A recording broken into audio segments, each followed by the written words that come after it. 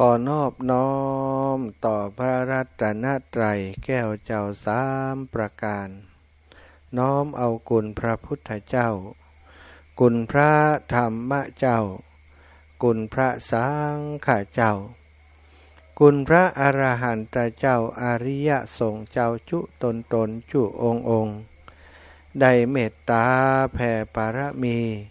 มาเป็นนวโลกุตรธรรมปกเกล่าเกษา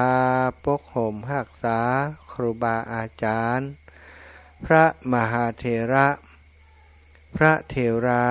นุเถระเปื่อนสหธรรมิกสหพรหมจารีทุกรูปทุกองค์ปกห่มหักษาศรัทธาสาธุชนคนดี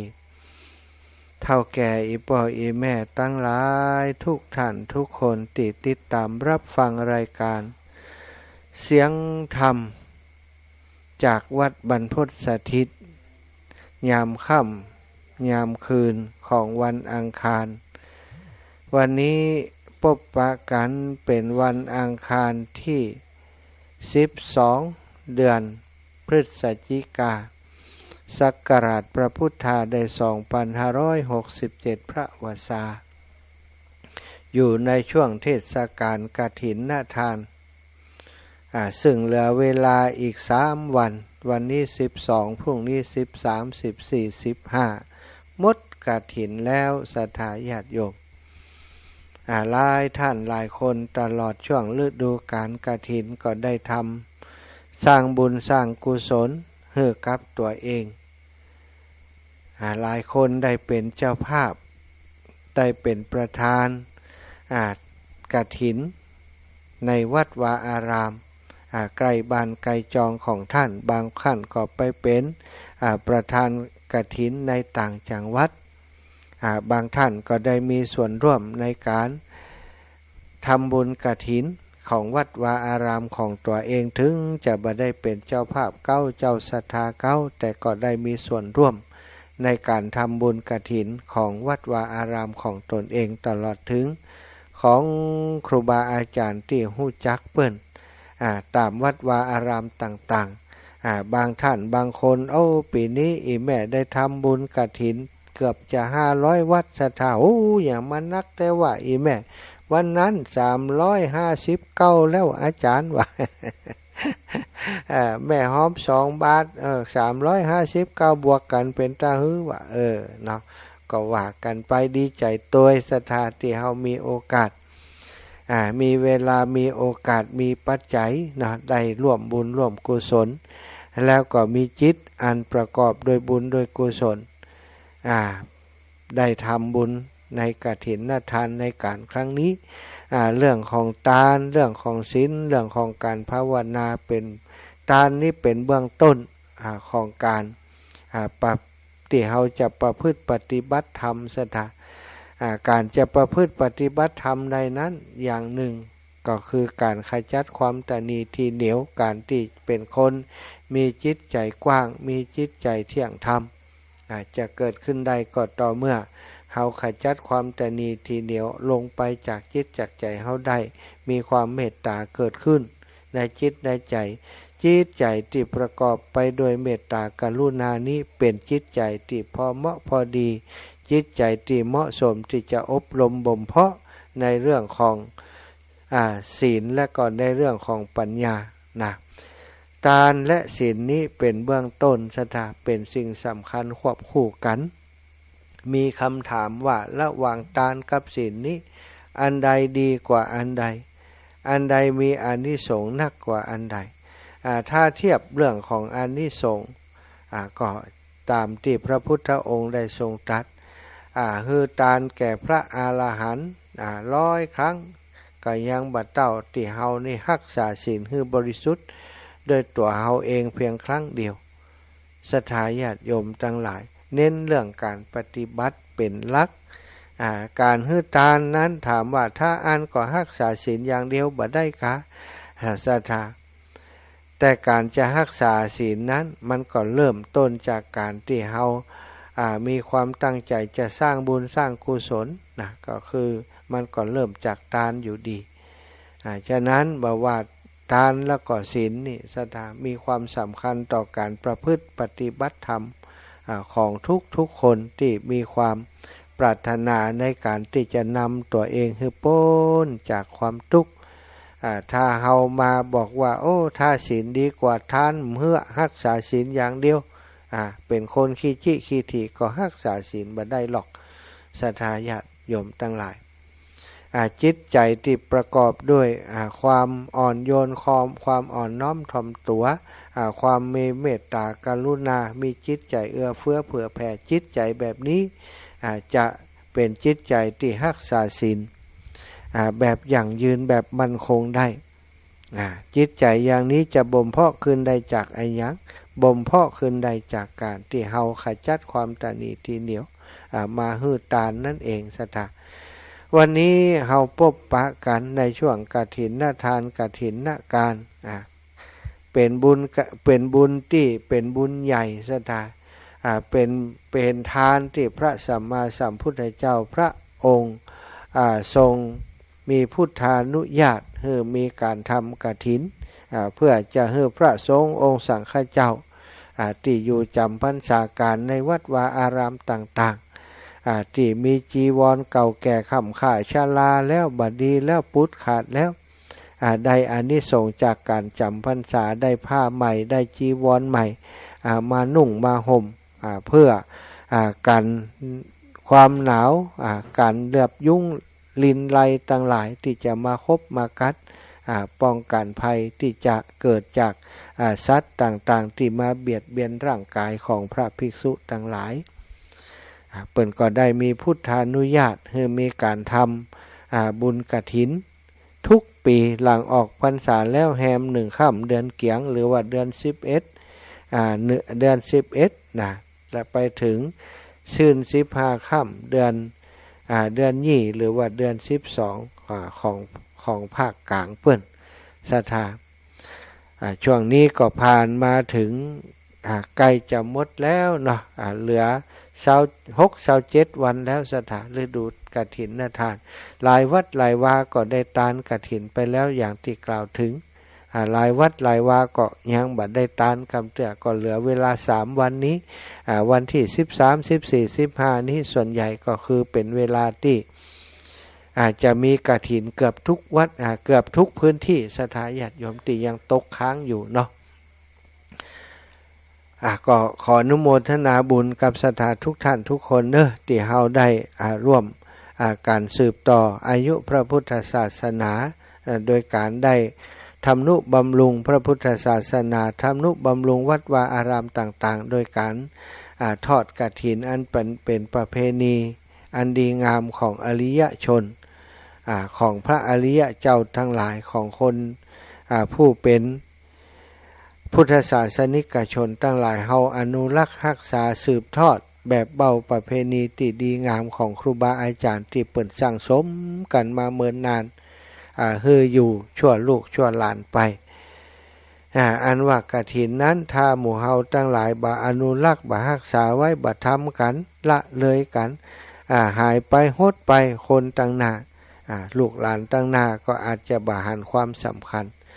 ปัจจุบันนี้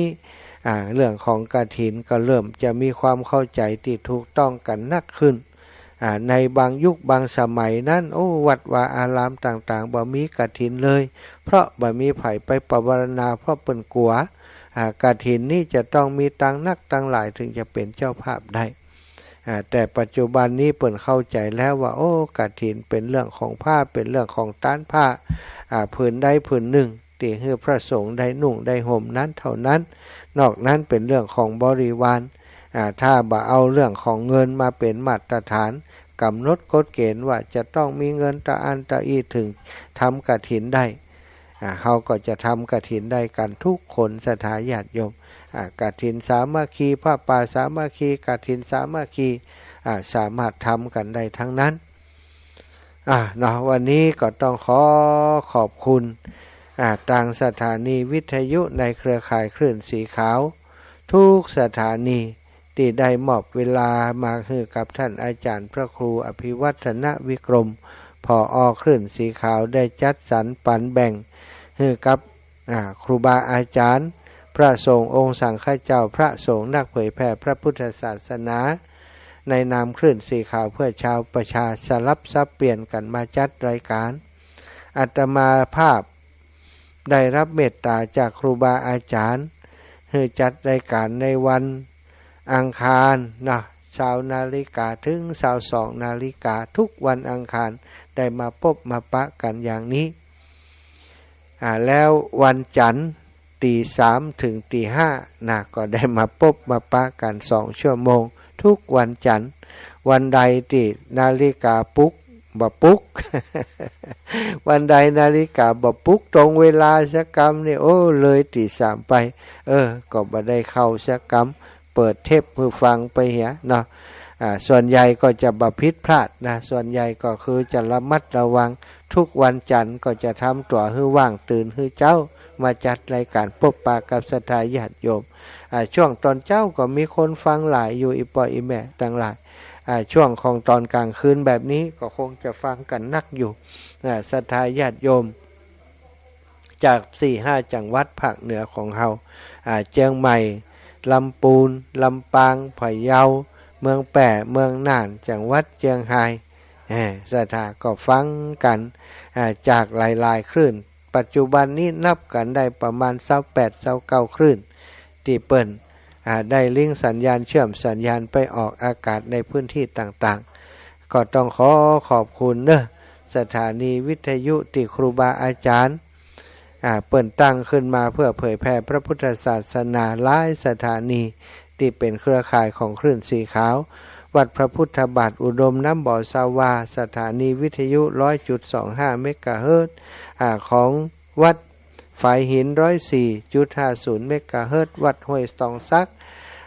มนต์เสียงธรรมแม่แจ่มนะคณะสงฆ์แม่แจ่มแล้วก็อีกหลายสถานีต่างเมืองลี้นะก็ได้มีสถานีออกอากาศอยู่ทุ่งหัวช้างไปจนถึงของจังหวัดลำปางก็มีหลายสถานีต่างเมืองน่านก็หลายสถานีต่างเชียงรายของเฮาก็หลายสถานีที่ออกอากาศเท่ากับว่าครอบคลุมพื้นที่ภาคเหนือของเฮา80% นะที่ได้รับฟังรายการพร้อมกันในขณะนี้ปัจจุบันนี้สื่อสารมวลชนต่างๆบ่ว่าจะเป็นทีวีโทรทัศน์ทีวีของเฮาแล้วก็โทรศัพท์มือถือเนาะก็เป็นสิ่งที่เฮาสามารถเอาเป็นเครื่องมือสื่อสารในการฟังน้ำฟังธรรมได้ของสถานีวิทยุในเครือข่ายคลื่นสีขาวของเฮานอกจากสถาฟังในวิทยุได้แล้วก็ยังมีโทรศัพท์มือถือนี่ถ้ามีลิงก์ก็ฟังในลิงก์นั้นได้ถ้ามี Facebook เป็นเปื้อนกันกับครูบาอาจารย์คลื่นสีขาวใน Facebook ศรัทธาก็สามารถฟังจากทาง Facebook ได้หรือว่าบางคนบ่ค่อยมีเวลาในช่วงนี้ทำกิจกรรมอื่นอยู่เปิ้นก็ฟังจากYouTube ที่ตั้งครูบาอาจารย์เปิ้นได้บันทึกลงไปใน YouTube อย่างตั้งวัดฝ่ายหินนี่ท่านพระครูสมุวิสุวัตวรกิจโจนอกจากจะถ่ายทอดเสียงไปทางสถานีวิทยุเปิ้นก็ได้ตัดต่อเนาะลงไปใน YouTube เผยแผ่ให้กับคนที่เปิ้นสนใจฟังน้ำฟังธรรมได้สดับรับฟังก็มีคนติดตามเยอะอยู่เนาะทุกช่องทางก็ต้องขอบคุณผู้มีส่วนร่วมในการเผยแผ่น้ำธรรมคำสอนขององค์ชินวรสัมมาสัมพุทธเจ้าได้เผยแผ่เรื่องราวอันดีงามเกี่ยวกับทานศีลภาวนาผ่านทางครูบาอาจารย์พระนักจัดรายการคลื่นสีขาวของเฮาศรัทธาญาติโยมอยากจะให้ศรัทธาได้ฟังเรื่องราวของกฐินเนาะก็มีเพลงเกี่ยวกับกฐินนะศรัทธาญาติโยมได้ความหมายที่ชัดเจนก็จะเอามาแบ่งปันให้ศรัทธาได้ฟังวันนี้ก่อนที่จะอู้จากันเรื่องอื่นต่อไปเนอะ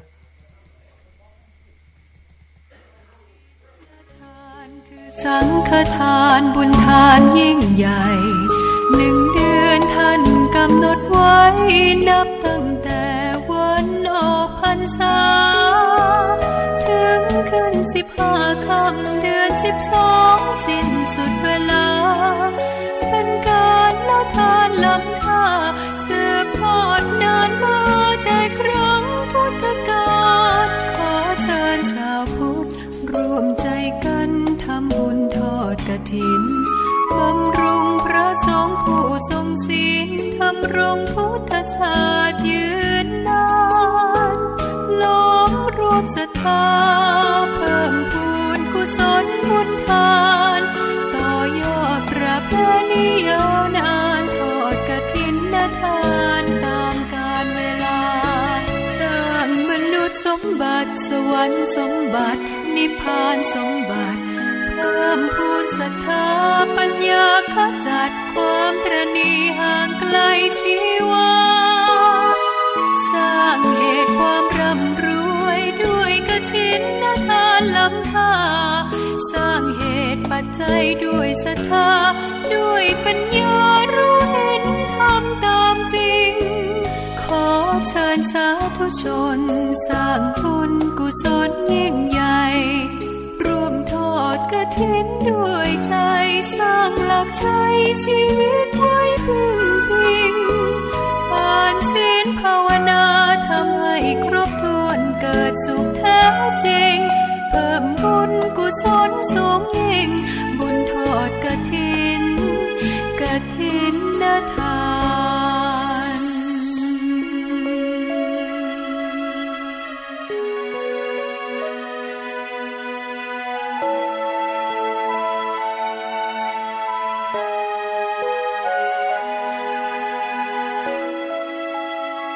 สร้างมนุษย์สมบัติสวรรค์สมบัตินิพพานสมบัติเพิ่มพูนศรัทธาปัญญาขจัดความตระหนี่ห่างไกลชีวาสร้างเหตุความร่ำรวยด้วยกฐินทานล้ำค่าสร้างเหตุปัจจัยด้วยศรัทธาด้วยปัญญารู้เห็นทำตามจริงขอเชิญสาธุชนสร้างบุญกุศลยิ่งใหญ่ร่วมทอดกฐินด้วยใจสร้างหลักชัยชีวิตไว้พึ่งพิงทานศีลภาวนาทำให้ครบถ้วนเกิดสุขแท้จริงเพิ่มบุญกุศลสูงยิ่งบุญทอดกฐิน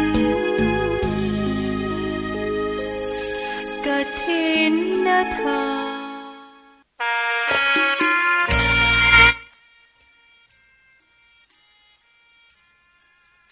บุญกฐินเป็นอย่างใดศรัทธาขจัดความตระหนี่ในจิตในใจเป็นบุญใหญ่เป็นบุญที่ทำตามกาลตอนนี้ก็เหลือเวลาอีกแค่3 วันเท่านั้นเนาะมีโอกาสก็สร้างสมอบรมบุญนี้ไว้เก็บแต้มเก็บคะแนนบุญของเฮาไว้เนอะศรัทธาญาติโยมวันนี้ได้มาพบมาปะกันก็ขอนำคำสอนของหลวงปู่ชาสุภัทโทได้มาสนทนากันเป็นหัวข้อในการสนทนาในวันนี้เนอะหลวงปู่เปิ้นบอกว่าเรื่องความสงบนี้แหละคือบ้านที่แท้จริงของมนุษย์คนเฮาสถาบันที่แท้จริงของมนุษย์คนเฮาก็คือความสงบสุขในจิตในใจเฮามีบ้านกี่หลังเกิดมาสถาบ้านนี่หลายๆคนก็อาจจะสร้างบ้านแปลงบ้านในชีวิตนี้ก็มีหลายหลังหลายหลังแล้วที่สร้างที่แปลงมาบ้านที่อยู่กับพ่อกับแม่มาบ้านที่อยู่กับพ่อกับแม่พ่อแม่แปลงบ้านสมัยก่อนแปลงตูบแปลงยังเนาะซะทะตูบนี่เวลาลุลาเสียมันหัวมันลุมันเสียเพิ่นก็แปลงใหม่สมัยก่อนนี่ไว้วานกันแปลงแปลงบ้านแปลงจองคนสมัยก่อนอาจจะ 4-5 ปีแปลงเตื้อ10 ปี20 ปีแปลงเตื้อเฮาได้อยู่กับพ่อกับแม่หลายคนก็ยังจำบ้านเก่าของตัวเองที่เคยอยู่กับพ่อกับแม่ได้ต่อมาเมื่อใหญ่หน้ากาบ้านมีครอบมีครัวก็สร้างบ้านแปลงบ้านของตัวเก่าบ้านที่เฮาซื้อมาบ้านที่เฮาสร้างขึ้นมาบ้านที่เฮาแปลงมานั้นตั้งโลกเรียกว่าบ้านของโลกหรือว่าบ้านภายนอกสถา จากกี่หลังก็แล้วแต่นะเป็นบ้านภายนอกใบใจบ้านที่แท้จริงเฮาอาศัยอยู่ได้ชั่วคราวแล้วก็ต้องจากไปบ้านภายนอกถ้าเฮาอาจจะจากไปโดยเหตุหลายอย่างสมมุติว่าเฮาแปลงบ้านแล้วเนาะบ้านมันลุมันเสียเฮาบ่ออกมันก็ลุก็เสียหรือว่าบางคนสมัยนี้ผ่อนบ้านบ่มีตังผ่อนเศรษฐกิจบ่ดีบ่มีตังผ่อนก็ต้องออกจากบ้านไปหรือว่าถ้าเฮาเสียชีวิตจากไปบ้านนั้นจะสร้าง100 ล้านพันล้านอย่างใดเมื่อเฮาเสียชีวิตไปก็บ่สามารถจะครอบครองเป็นสมบัติของตัวได้จึงเรียกว่าบ้านทางโลกเป็นบ้านภายนอกต่อมาบ้านที่สองก็คือร่างกายของคนเฮาทั้งหลายซะท่าเฮาเข้าใจว่าร่างกายนี้เป็นของเฮาซะท่าอันเนี้ยนี่ร่างกายนี่เป็นของเฮาหน้าตาอย่างนี้จื่อนี้เฮามีป่อมีแม่มีปี่มีน้องจื่อนั่นจื่อนี้แล้วก็เฮาก็สำคัญว่าอันเนี้ยคือตัวเฮาอันนี้คือตัวเฮาของแท้แน่นอนศรัทธาญาติโยมถ้าอู้กันตามความเป็นจริงก็บ่ใจแฮมเมาะเพราะอันหยังก็เพราะร่างกายนี้มันผุพังไปทุกวันห้ามบ่ฮื้อแก่ก็บ่ได้ห้ามบ่ฮื้อเจ็บก็บ่ได้มันตึงบ่ฟังอยากให้มันคงทนถาวรอยู่ยาวนานมันก็เป็นไปบ่ได้ขนาดเฮาห้ามบ่ฮื้อมันแก่มันก็ยังแก่ซะท่าห้ามบ่ฮื้อมันเจ็บโรคภัยไข้เจ็บที่มันเกิดขึ้นโดยเหตุต่างๆมากมายมันก็ต้องเจ็บอยู่ดีทุกคนเป็นเหมือนกันหมดเป็นไปบ่ได้ที่เฮาจะให้มันอยู่คงทนถาวรบ่เปลี่ยนแปลงไปไหนฉะนั้นบ้านอย่างนี้ก็ถือว่าเฮาบังคับควบคุมบ่ได้มันก็บ่ใจของเฮานั่นเองบ้านที่สามบ้านหลังที่สามก็คือตัวอัตตาที่ความคิดจิตใจสร้างขึ้นแล้วก็สมมุติเฮาสร้างบทบาทเป็นตัวนั่นตัวนี้มีตำแหน่งมียศถาบรรดาศักดิ์มีฐานะทางสังคมมารองรับศรัทธาแต่พอถึงวันที่เฮาเกษียณอายุบ้านหลังนี้ก็พังลงในพริบตาจะยึดให้มันอยู่อย่างนั้นก็อยู่บ่ได้จะอยู่ก็อยู่อย่างเดิมบ่ได้ซะท่าบ้านที่แท้จริงคือไอ้อย่างซะท่าบ้านที่แท้จริงก็คือความรู้สึกที่มันสงบอยู่ในส่วนลึกของจิตใจถูกความคิดและอารมณ์ต่างๆปกคลุมไว้บัดถูกอารมณ์ต่างๆปกคลุมไว้บ้านชนิดนี้ต้องอาศัยการเจริญสติและปัญญาจนมองเห็นว่ามันเป็นความสงบสุขเฮาเข้าไปอยู่อาศัยในบ้านหลังนี้ได้เฮาก็จะมีความสุขบ้านหลังนี้เป็นอากาลิโกอยู่ได้ตลอดกาลบ่ผุบ่พังมีความสมบูรณ์พร้อมในตัวบ่ต้องการเครื่องเรือนเครื่องประดับเครื่องตกแต่งเรือนแต่อย่างใดหรือของที่ตกแต่งภายในให้งดงามบ่จำเป็นต้องมีคนที่จะเข้าไปได้ต้องวางทุกอย่างให้หมดเสียก่อนจึงจะเข้าไปอาศัยได้ชีวิตของคนเฮาเหมือนการเดินทางและการพักชั่วคราวเข้าบ้านหลังนั้นออกบ้านหลังนี้เรื่อยไปบ่เคยสบายใจได้เหมือนนานเพราะมันบ่สงบ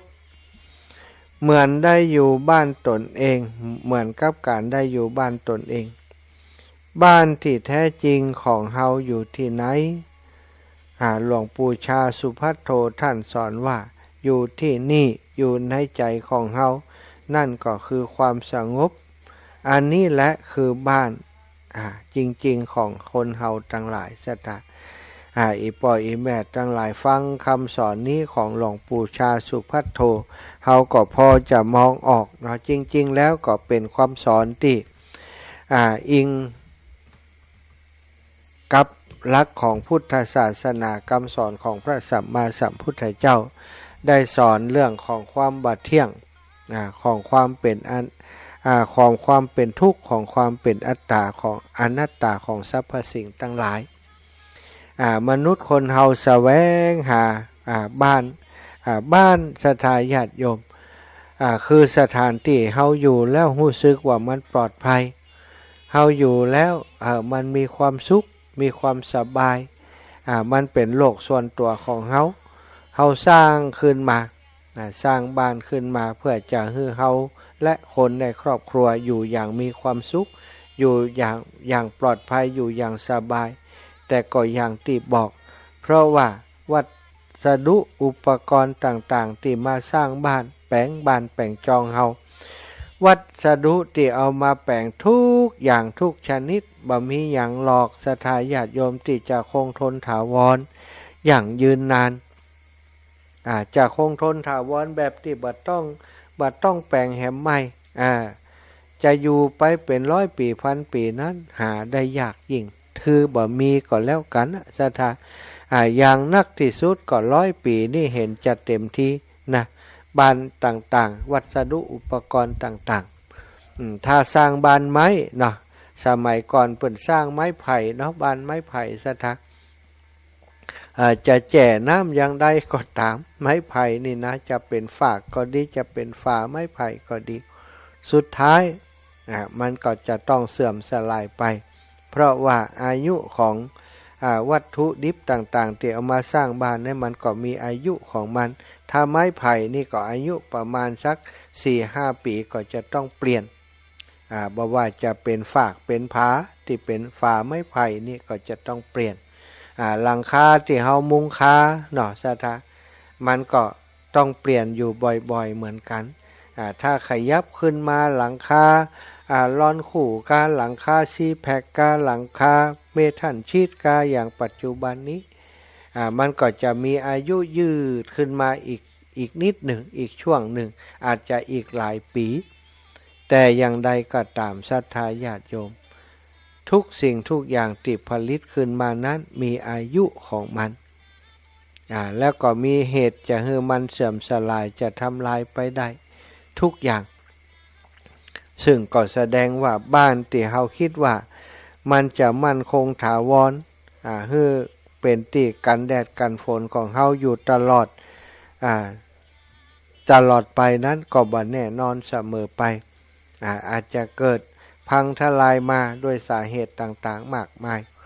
บ่ว่าจะวาตภัยอัคคีภัยอุทกภัยหลายสิ่งหลายอย่างหรือว่าแม้กระทั่งแผ่นดินไหวนี่ก็เป็นภัยพิบัติทางธรรมชาติที่บ่สามารถจะทำให้บ้านภายนอกของเฮาบ้านอยู่อาศัยของเฮาอยู่แบบยั่งยืนนานได้มันมีเสื่อมสลายเข้าไปเหมือนกันเนาะแล้วก็บ้านที่สองที่กล่าวถึงก็คือร่างกายของมนุษย์คนเฮาทุกคนสถานร่างกายของเฮานี้แม้กระทั่งสัตว์ต่างๆสรรพสิ่งต่างๆประกอบขึ้นประชุมกันขึ้นมาโดยธาตุ4ธาตุดินธาตุน้ำธาตุลมธาตุไฟแถมแหม2ธาตุอากาศธาตุวิญญาณธาตุอันเป็นองค์ประกอบประชุมจุ่มนุมรวมกันเป็นมนุษย์เป็นตัวเป็นตนที่เฮาสำคัญว่าอันเนี้ยคือตัวเฮาจริงๆแล้ว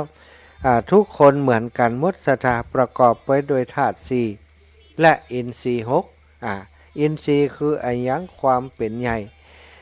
ทางตาก็เรียกว่าความเป็นใหญ่ทางตาก็ถ้าตาก็เป็นใหญ่ทางด้านการมองเห็นหูเป็นใหญ่ในด้านการฟังตาหูจมูกก็เป็นใหญ่ทั้งด้านการดมกลิ่นสูดกลิ่นหูรสลิ้นก็เป็นประสาทสัมผัสที่ทำให้เฮาลิ้มรสสิ่งต่างๆหูเผ็ดหวานมันเค็มตาหูจมูกลิ้นกายก็คือส่วนที่เวลาสัมผัสร้อนเย็นหนาวร้อนเย็นเฮาก็หูด้วยการสัมผัสทางกายแล้วก็ใจก็คือส่วนของมโนของความคิดอาจจะไปหันมาแล้วเก็บไว้ในวิญญาณธาตุ วิญญาณการรับรู้แล้วก็เอามาเป็นมโนเอามาเป็นความคิดเรียกว่าใจศรัทธาญาติโยมธาตุสี่ทุกคนประกอบด้วยธาตุสี่ดินน้ำลมไฟเหมือนกันบัดแตกต่างกันอาจจะสวยงามบ่สวยงามแล้วแต่ว่าประกอบไปด้วยธาตุสี่เหมือนกันจะผิวขาวผิวดำก็บัดแตกต่างกันในความเป็นมนุษย์ในการที่เขาประกอบขึ้นโดยธาตุทั้งสี่ธาตุดินธาตุน้ำธาตุลมธาตุไฟมีธาตุเป็นบ่อเกิดมีธาตุเป็นที่ตั้งเหมือนกันเมื่อสิ่งเหล่านี้มันรวมตัวมันก่อตัวกันขึ้นมาโดยวิทยาศาสตร์เปิ่นเรียกว่ามันก่อรูปก่อร่างโดยการเป็นเซลล์เนาะเซลล์ต่างๆในร่างกายเป็นล้านๆเซลล์ซะท่าที่ทำงานอยู่ในร่างกายของเฮานี่ร่างกายของมนุษย์คนเฮานั้นเปิ่นบอกว่า7 ปีนี้สมมุติว่าเฮาอยู่มาตั้งแต่1 ขวบถึง7 ขวบพอหลังจากนั้นนี่ซะท่าเซลล์ต่างๆของร่างกายของเขามันจะเปลี่ยนไปหมดเลยจาก1 ขวบถึง7 ขวบนี่เหมือนกับว่าเฮาก็ได้ตายไปแล้วชุดหนึ่งจริงแล้วก็จริงๆแล้วถ้าพิจารณาตามความเป็นจริงก็คือตายทุกวันที่บอกว่า1 ปีถึง7 ปีนี่บ่มีอะไรอย่างจาก1 ปีถึง7 ปีจะยังอยู่เหมือนเดิมคือหลังจากนั้นก็เป็นเซลล์ใหม่แหม7 ปีไปแหมก็เหมือนกันก็เป็นสิ่งใหม่เกิดขึ้นทั้งหมดเหมือนกันเพราะฉะนั้นรูปร่างอัตตาตัวตนที่เฮาหันที่เฮาคิดว่าตัวเฮานี่นะมันได้ตายไปเป็นวันเป็นเซลล์ต่างๆที่ตายไปศรัทธาก็ลองรูปร่างกายของเฮาเป็นขี้ไข่นี่ศรัทธา อันนี้คือเซลล์ร่างกายที่มันตายไปที่เฮาหันชัดที่เฮาบ่หันมันเป็นระดับอนุภาคเล็กๆที่อยู่ในร่างกายมันก็มีการเกิดการตายสลับซับเปลี่ยนกันอยู่อย่างนี้แม้กระทั่งเซลล์เม็ดเลือดของเฮานะศรัทธามันก็เข้าใจว่าอยู่อย่างอันตลอดมันมีการเปลี่ยนแปลงอยู่ตลอดเวลาเซลล์ต่างๆเม็ดเลือดต่างๆนี้มีการฟอกมีการสูบฉีดไปเลี้ยงส่วนต่างๆของร่างกายแล้วก็เอามาฟอกให้ใหม่เปลี่ยนใหม่อยู่อย่างนี้ตลอดเวลามีการทำงานตลอดทุกวินาทีร่างกายของเฮามีการเคลื่อนไหวอยู่ตั้งในภายในร่างกายที่ห่อหุ้มโดยหนังโดยเนื้อนี่แม้กระทั่งหนังนะก็มีหลายชั้นศรัทธาญาติโยมหนังที่หุ้มกระดูกหุ้มเนื้อหุ้มกระดูกของเฮานี้ก็เป็นเซลล์ที่สร้างขึ้นมาแล้วก็ตายไปทุกวินาทีมีการเปลี่ยนแปลงอย่างนี้ตลอดอันนี้เรียกว่าเป็นความเปลี่ยนแปลงไปตามธรรมชาติซึ่งพระพุทธองค์ใช้คำว่าเป็นอนิจจังทุกขังเป็นอนัตตาอนิจจังนี่ก็คือมันหาความเที่ยงแท้แน่นอนบ่ได้ทุกขังก็คือทนอยู่ได้ยากไอ้อย่างก็ตามที่มันเป็นของบ่เที่ยงมันก็อยู่ได้บ่เมิดแล้วมันก็หาตัวตนบ่ได้ถ้าแยกทุกสิ่งทุกอย่างออกมาหมดย่อยสลายออกไปหมดมันก็มีตัวมีตนซะท่าที่มันมีตัวมีตนเป็นรูปเป็นร่างฮือเฮาหันนี้ก็คือส่วนประกอบของธรรมชาติที่มันประกอบหรือว่าปรุงขึ้นมาเป็นร่างกายของเฮาบ้านต่างนอกก็บ่ใจของเที่ยงแท้แน่นอนวันหนึ่งมันก็สูญสลายไปถ้ามันสูญสลายเฮาก็สูญสลายจากมันไปเฮามาอยู่เพียงชั่วคราวเท่านั้นบ้านอย่างที่สองคือร่างกายของเฮานี้ก็เช่นเดียวกันเมื่อหมดอายุไขเฮาก็ต้องจากไปเฮาก็จะต้องจากไปแล้วมันก็ย่อยสลายไปเนาะถ้าเอาบ่เอาไปเผานะศรัทธาญาติโยมสมมุติว่าคนเฮาตายไปแล้วเนี่ยบ่มีการเผาก็เหมือนครับสัตว์ต่างๆที่ตายไปเนี่ยนอนทับแผ่นดินก็สุดท้ายก็ย่อยสลายผุพังไปกับแผ่นดินธาตุน้ำก็กลับไปหาน้ำธาตุดินก็กลับไปหาดินธาตุไฟก็กลับไปเป็นธาตุไฟอากาศธาตุวิญญาณธาตุก็ล่องลอยไปอย่างนั้นอันนี้คือสิ่งที่มันบ่แน่นอนบ่เที่ยงแท้สำหรับร่างกายของมนุษย์คนเฮาบ้านหลังที่3นั่นก็คือ อัตตาตัวตนความยึดมั่นถือมั่นจิตที่คิดปรุงแต่งจิตของเฮาที่สร้างขึ้นสิ่งที่เฮาสร้างขึ้นโดยสมมุติเกิดมาเป็นมนุษย์อาจจะมีหน้าที่มีตำแหน่งการงานอย่างต่างๆที่เฮาทำให้เฮาทั้งหลายยึดถือว่าโอ้อันเนี้ยคือตัวเฮาคืออัตตาคือตัวตนความเป็นคนของเฮามีหน้าที่มีตำแหน่งการงานต่างๆอย่างคนที่เป็นข้าราชการก็มีความถือตัวว่าเฮานี่เป็นข้าราชการอย่างนั้นอย่างนี้พอวันหนึ่งมาพบศรัทธาญาติโยมหมดอายุสำหรับที่จะทำราชการก็คือ60 ปีตำแหน่งต่างๆที่เคยครอบครองเคยยืดเคยเป็นยศถาบรรดาศักดิ์ทำให้ตัวเองรู้สึกว่ามีความเป็นตัวตนในสังคมเมื่อหมดหน้าที่หมดตำแหน่งแล้วสิ่งเหล่านั้นก็เหมือนกับหายไปในพริบตาหายวับไปกับตาบัดได้เป็นผอ.แล้วบัดได้เป็นผู้อำนวยการบัดได้เป็นรัฐมนตรีแล้วนะจะไปตัดสินอย่างต่างๆเหมือนเดิมบัดได้แล้วถามว่าอัตตาตัวตนที่เฮายึดถือนั้นตำแหน่งที่เฮายึดถือนั้นมันหายไปไหนซะท่ามันเป็นเพียงสิ่งสมมุติบ่สามารถจะอยู่กับเฮาอย่างยั่งยืนได้ ส่วนบ้านที่แท้จริงของมนุษย์ของคนเฮาทั้งหลายก็คือการที่เฮาได้ค้นพบสัจธรรมของชีวิตว่าทุกสิ่งทุกอย่างมีความเปลี่ยนแปลงไปบ้านที่เฮาอยู่อาศัยก็จะผุจะพังไปเฮาเพียงแต่เข้ามาอยู่ชั่วคราวเท่านั้นบ่ใจยั่งยืนถาวรร่างกายของเฮาก็ยืมเปิ่นใจวันหนึ่งเฮาก็ต้องคืนเข้าไปเหมือนกับบ้านเจ้าเฮาเจ้าเปิ่นใจเฮาเจ้าเฮาเป็นคนเจ้าเข้าไปอยู่อาศัยวันหนึ่งถ้าหมดสัญญาเจ้าเฮาก็ต้องจากไปซะแต่ขณะที่เฮาเจ้าอยู่เนี่ยบ้านหลังนี้ก็สร้างประโยชน์ให้เฮาสามารถเจ้าบ้านหลังนี้ไปทำประโยชน์ให้เกิดประโยชน์กับตัวเฮาได้นะซะถ้าเฮาเข้าใจเรื่องของการสร้างบุญสร้างกุศลบ้านหลังนี้ก็จะเป็นสิ่งที่ทำให้เฮาได้บุญได้กุศลจากบ้านหลังนี้แต่ถ้าเฮาบ่เข้าใจเข้ามาอยู่อาศัยในบ้านหลังนี้แล้วก็บ่สร้างประโยชน์ให้กับตัวตนที่มาอยู่พักอยู่บ้านหลังนี้สุดท้ายเฮาก็ไม่ได้อย่างไปติดตัวไปความสงบคือสิ่งที่เป็นบ้านที่แท้จริงของมนุษย์ทุกคนการที่เฮาจะไปสู่ความสงบได้ก็คือจะต้องเข้าใจว่าบ้านหลังนี้นั้นบ่ใช่ว่าเข้าไปอาศัยได้ง่ายๆคนที่จะเข้าไปอาศัยบ้านหลังนี้ได้ก็คือคนที่สามารถปล่อยวางทิฏฐิมานะต่างๆได้เป็นคนที่เข้าใจโลกตามสภาวะที่มันเป็นจริงเข้าใจกฎของธรรมชาติที่เรียกว่ากฎของไตรลักษณ์อนิจจังทุกขังอนัตตานั้นอย่างชัดเจนอย่างท่องแท้แล้วก็ใจสติปัญญาพิจาร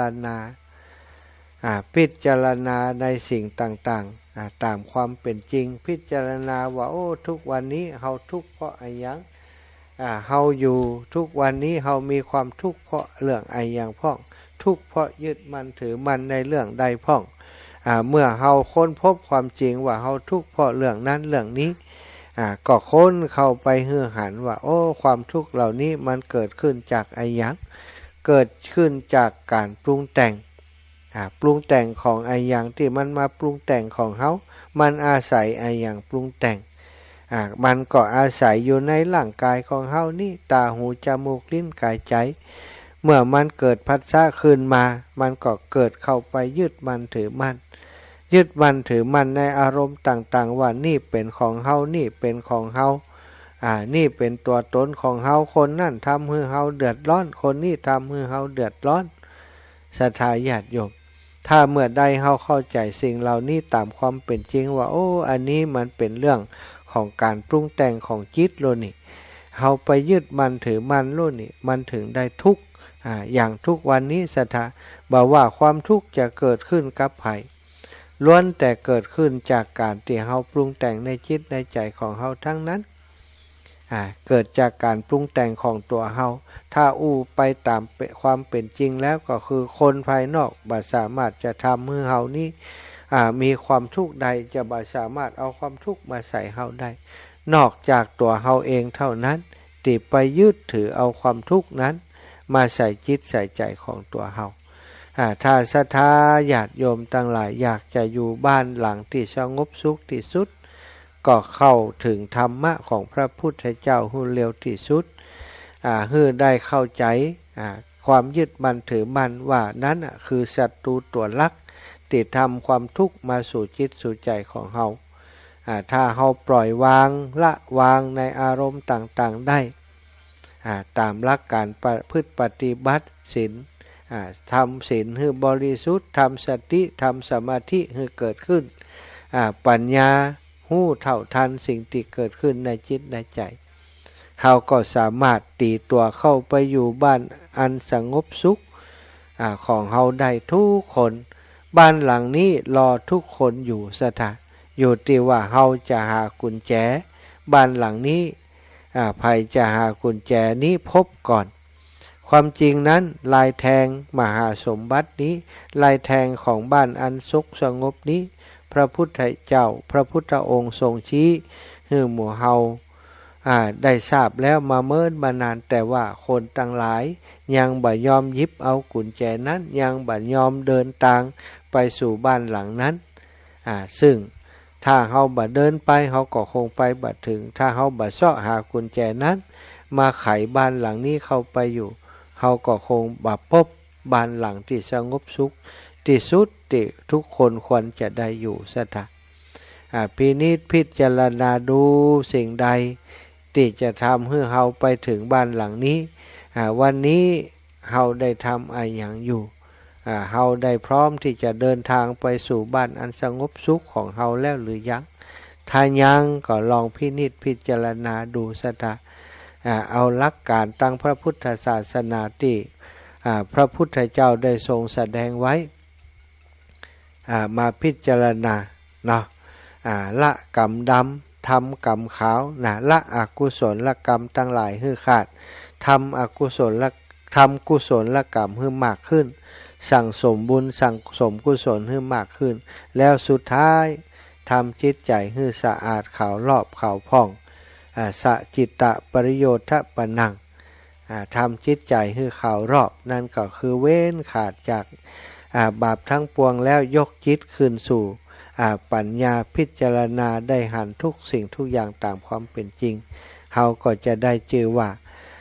ได้กำไรจากการเกิดมาเป็นมนุษย์ในคราวครั้งนี้แล้วได้พบกับพระพุทธศาสนาสามารถตีตัวเข้าไปอยู่ในบ้านหลังที่สงบสุขที่สุดของเฮาได้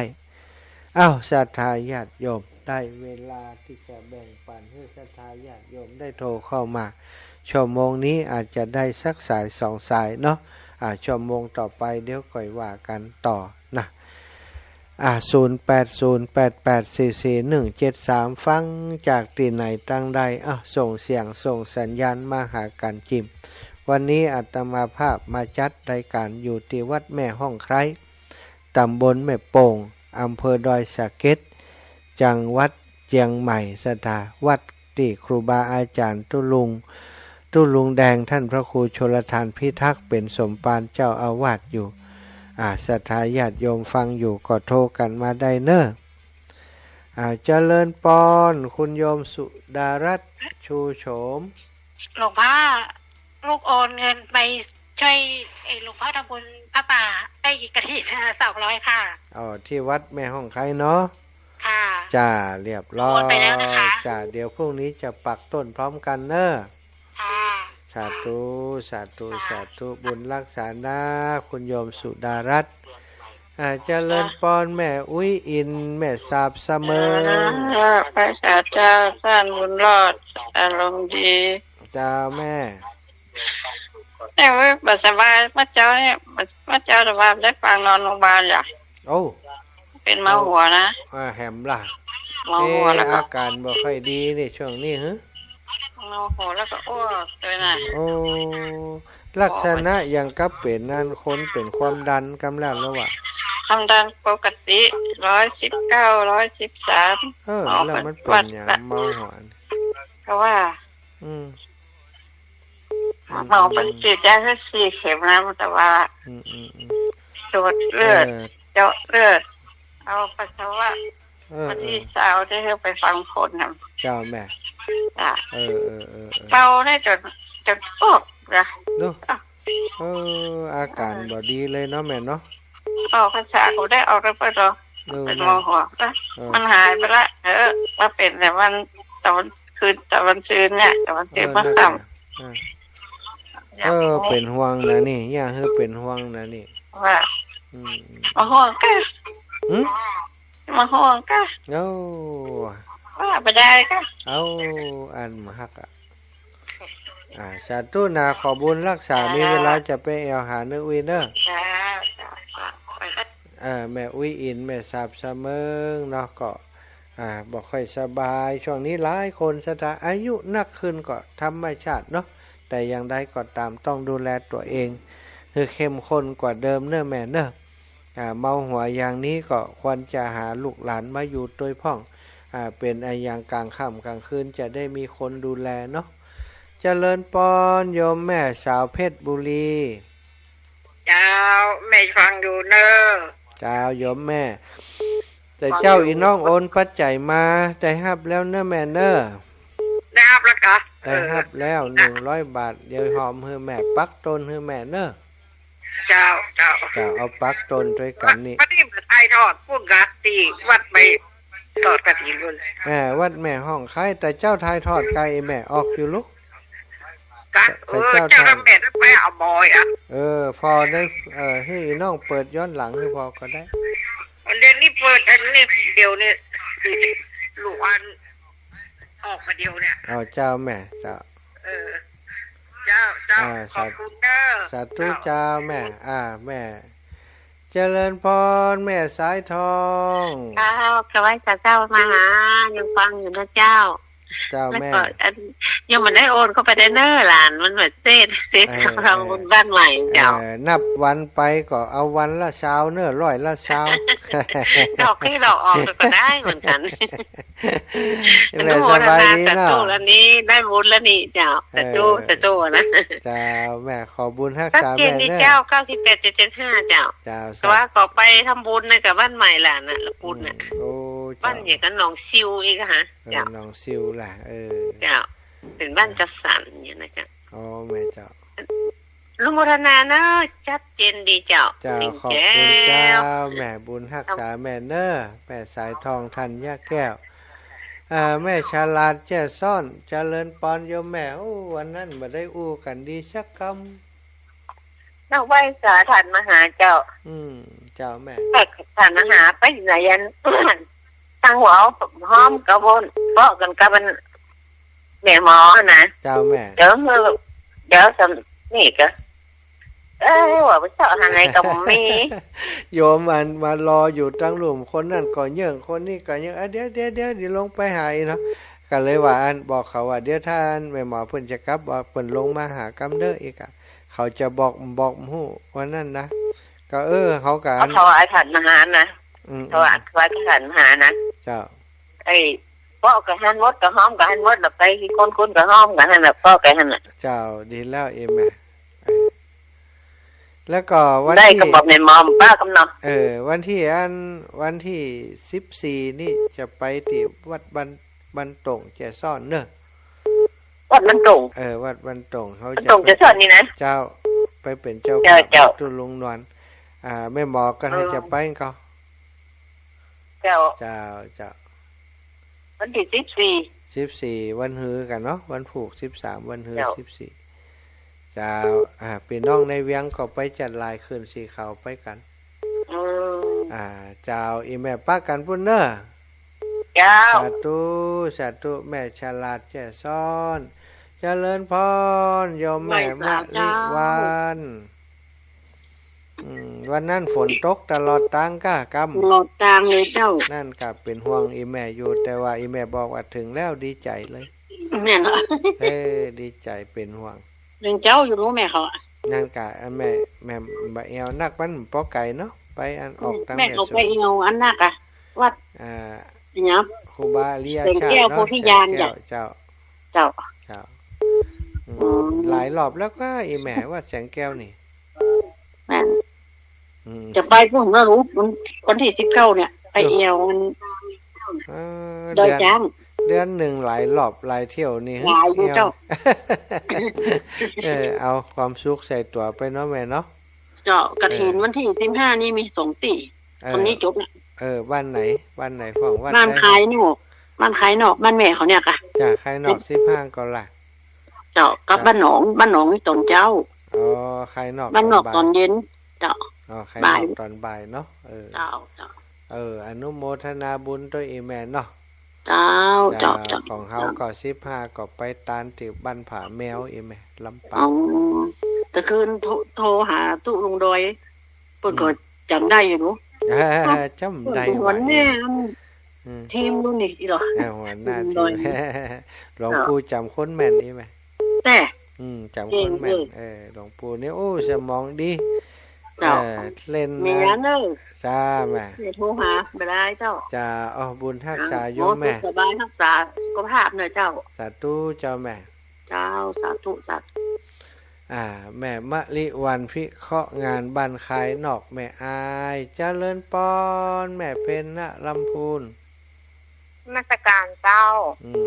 อยู่ไหนเจ้าอยู่ไหนคะอยู่บ้านแม่ห้องไข่มาแอวแล่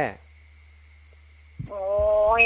มีปัญญาไปแล้วเจ้าหนังเฝ้าเข้านี่ เข้าอย่างไรจะได้นกหนูจะกินกะตาเข้าหน้าบ้านเขาโอ้ยเข้าเฮาเนี่ยครับแม่ไอเดี๋ยวจานเจ้าโอนไปคือ200เฮือนหอมตุลุงแดง100แล้วก็เบิ่ม100เนี่ยเจ้าหอมตุลุงแดงกับเบิ่มเนาะเจ้าแม่เจ้าพอดีจับจังว่าเขาเข้ามานี่พอดีเลยได้มาได้ลูกดอยมานั่นแหละว่าเขาเข้ามาเห็นพอดีรถมันลงห้องนะมันเหมือนลงห้องทำนี้เวลาเจ้าสาธุเจ้าแม่สาธุแม่เพนหายไวๆนะเจ้าแม่ใกล้ละวันนี้ก็ขยับได้ดีขึ้นนะแต่ต้องกินยาแม่จะแลกกับยาต้องกินยาเจริญป้อนอีปอมาแล้วเบรกนี่จบตีอีปอบุญธรรมจ้าปออันหอมหมูปอ200เนอะแล้วปอจะโอนเนอะของตู้ลุงแดงครับปอครับตู้ลุงแดง200นอปอบุญธรรมจ้ะปอบุญธรรมนะจ้าปอบุญธรรมแม่รัตนาสังคำฟัน200นั้นผูกจะเอาปักต้นด้วยตู้ลูกเนี่ยปักต้นเท่าไหร่สาธุคือลูกสาวโอนเนอะสาธุปอจ้าครับผมไว้ตาครับสาธุปอบุญธรรมศรัทธาญาติโยมพักก่อนชั่วโมงนี้เดี๋ยวชั่วโมงต่อไปเจอกันใหม่ชั่วโมงนี้พักสักกรรมพักเบรกก่อนเนอะ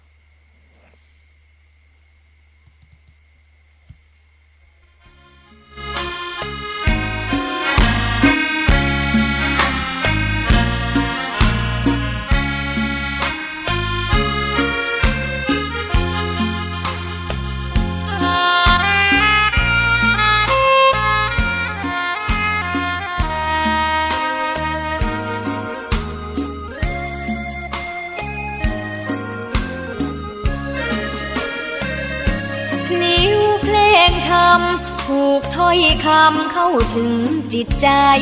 ฟังรายการวิทยุเสียงใสส่งถึงใจไปสู่ปลายนาสารธรรมน้อมนำมองพระศาสดาบอกผู้คนทั่วลาหันมาเข้าวัดฟังธรรมคลื่นเสียงนี้เป็นคลื่นธรรมะจากใจส่งถึงบ้านไกลฟังได้สุขใจล้ำยามดึกดื่นค่ำคืนมีงานต้องทำเป็นคลื่น ำเน้นย้ำธรรมะเพื่อนใจเสียงคลื่นธรรมบอกหลักธรรมให้คลายความเหงาฟังเสียงธรรมะเบาเบาบอกเล่าถึงคนบ้านไกลสื่อธรรมะบอกลดละระหว่างด้วยใจสื่อไปถึงสวงในเข้าใจหลักธรรมหลักดีลิ้วเพลงธรรมผูกสัมพันธ์จิตใจร่าเริงฟังสาระธรรมะบันเทิงรื่นเริงในชีวิตยามวันว่างเดินทางไปเยี่ยมสถานีนัดพบกันน้องพี่วันนี้วันดีวันเสาร์สวดมนต์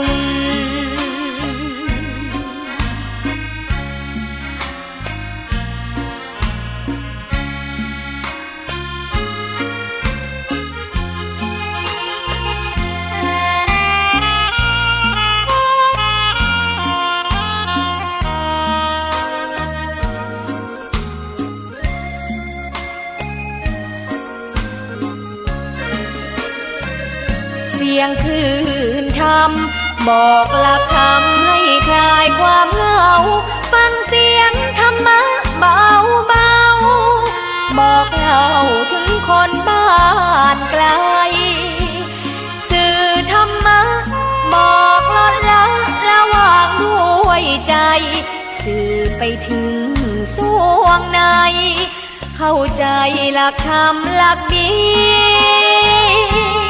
ลิ้วเพลงธรรมผูกสัมพันธ์จิตใจร่าเริงฟังสาระธรรมะบันเทิงรื่นเริงในชีวิตยามวันว่างเดินทางไปเยี่ยมสถานีนัดพบกันน้องพี่วันนี้วันดีวันเสาร์สวดมนต์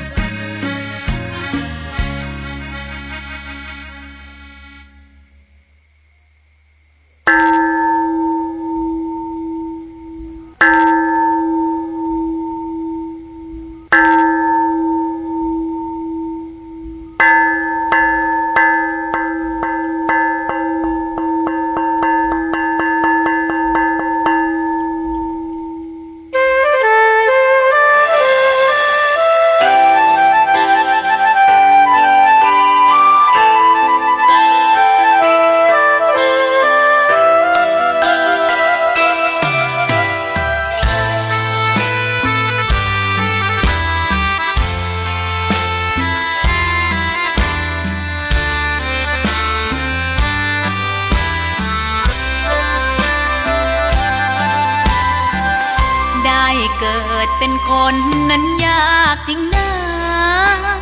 เพราะพุทธศาสนายิ่งแสนยากเย็นคนไทยโชคดีที่สุดแล้วมีแก้ว3 ดวงงามเด่นมีวัดซึ่งเป็นนาบุญยิ่งใหญ่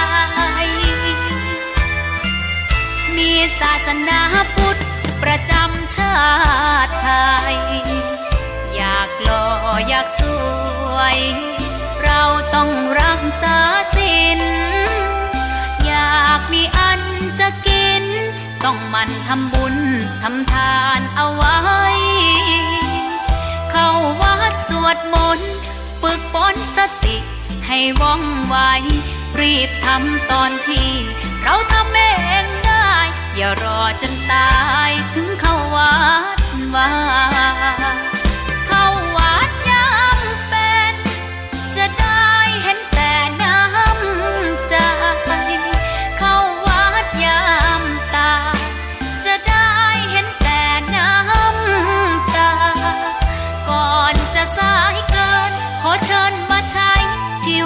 ให้คุ้มค่าเจริญทานศีลภาวนาสั่งสมบารมีไว้ทำบุญตอนที่ยังมีชีวิตย่อมดีกว่ารอเขาอุทิศบุญให้อย่ามัวหลงเพลินเดินห่างวัดตัวอย่างชัดๆมีมากมายเข้าวัดตอนตายสายเกินแก้กรรม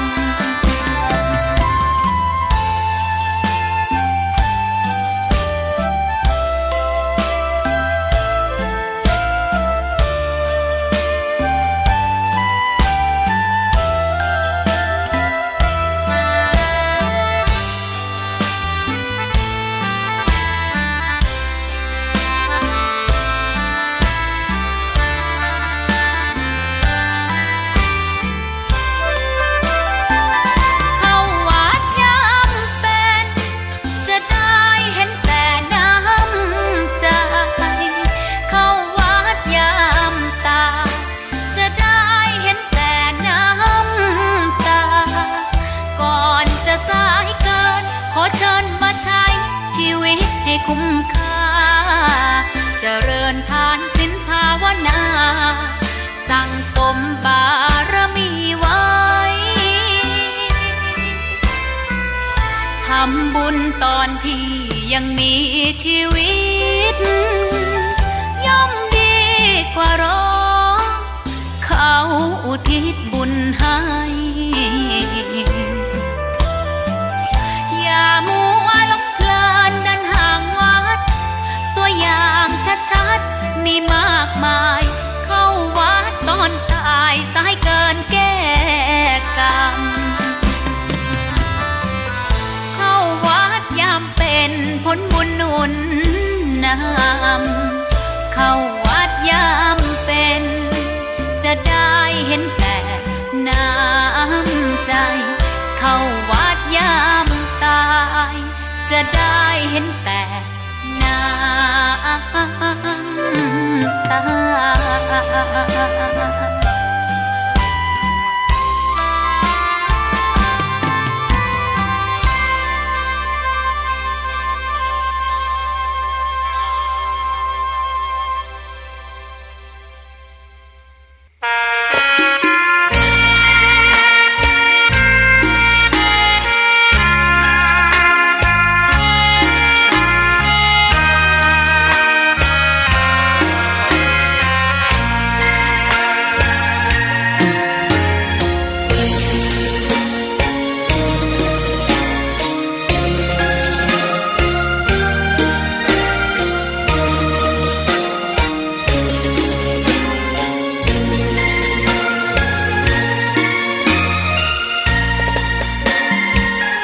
ดอกบัวดอกหนึ่งตึงใจไว้เพื่อบูชาแด่องค์พระศาสดาสัมมาสัมพุทธเจ้ามีความงามเงียบเงียบเขาเทียบเราใครมองไม่งามช่างเขาแต่เจ้าก็คือดอกบัวด้วยความสัตย์ซื่อยึดถือความดีเป็นหลักใครรักไม่รักก็ไม่จมปลักมองมัวเมื่อโผล่พ้นน้ำก็เห็นความงามในตัว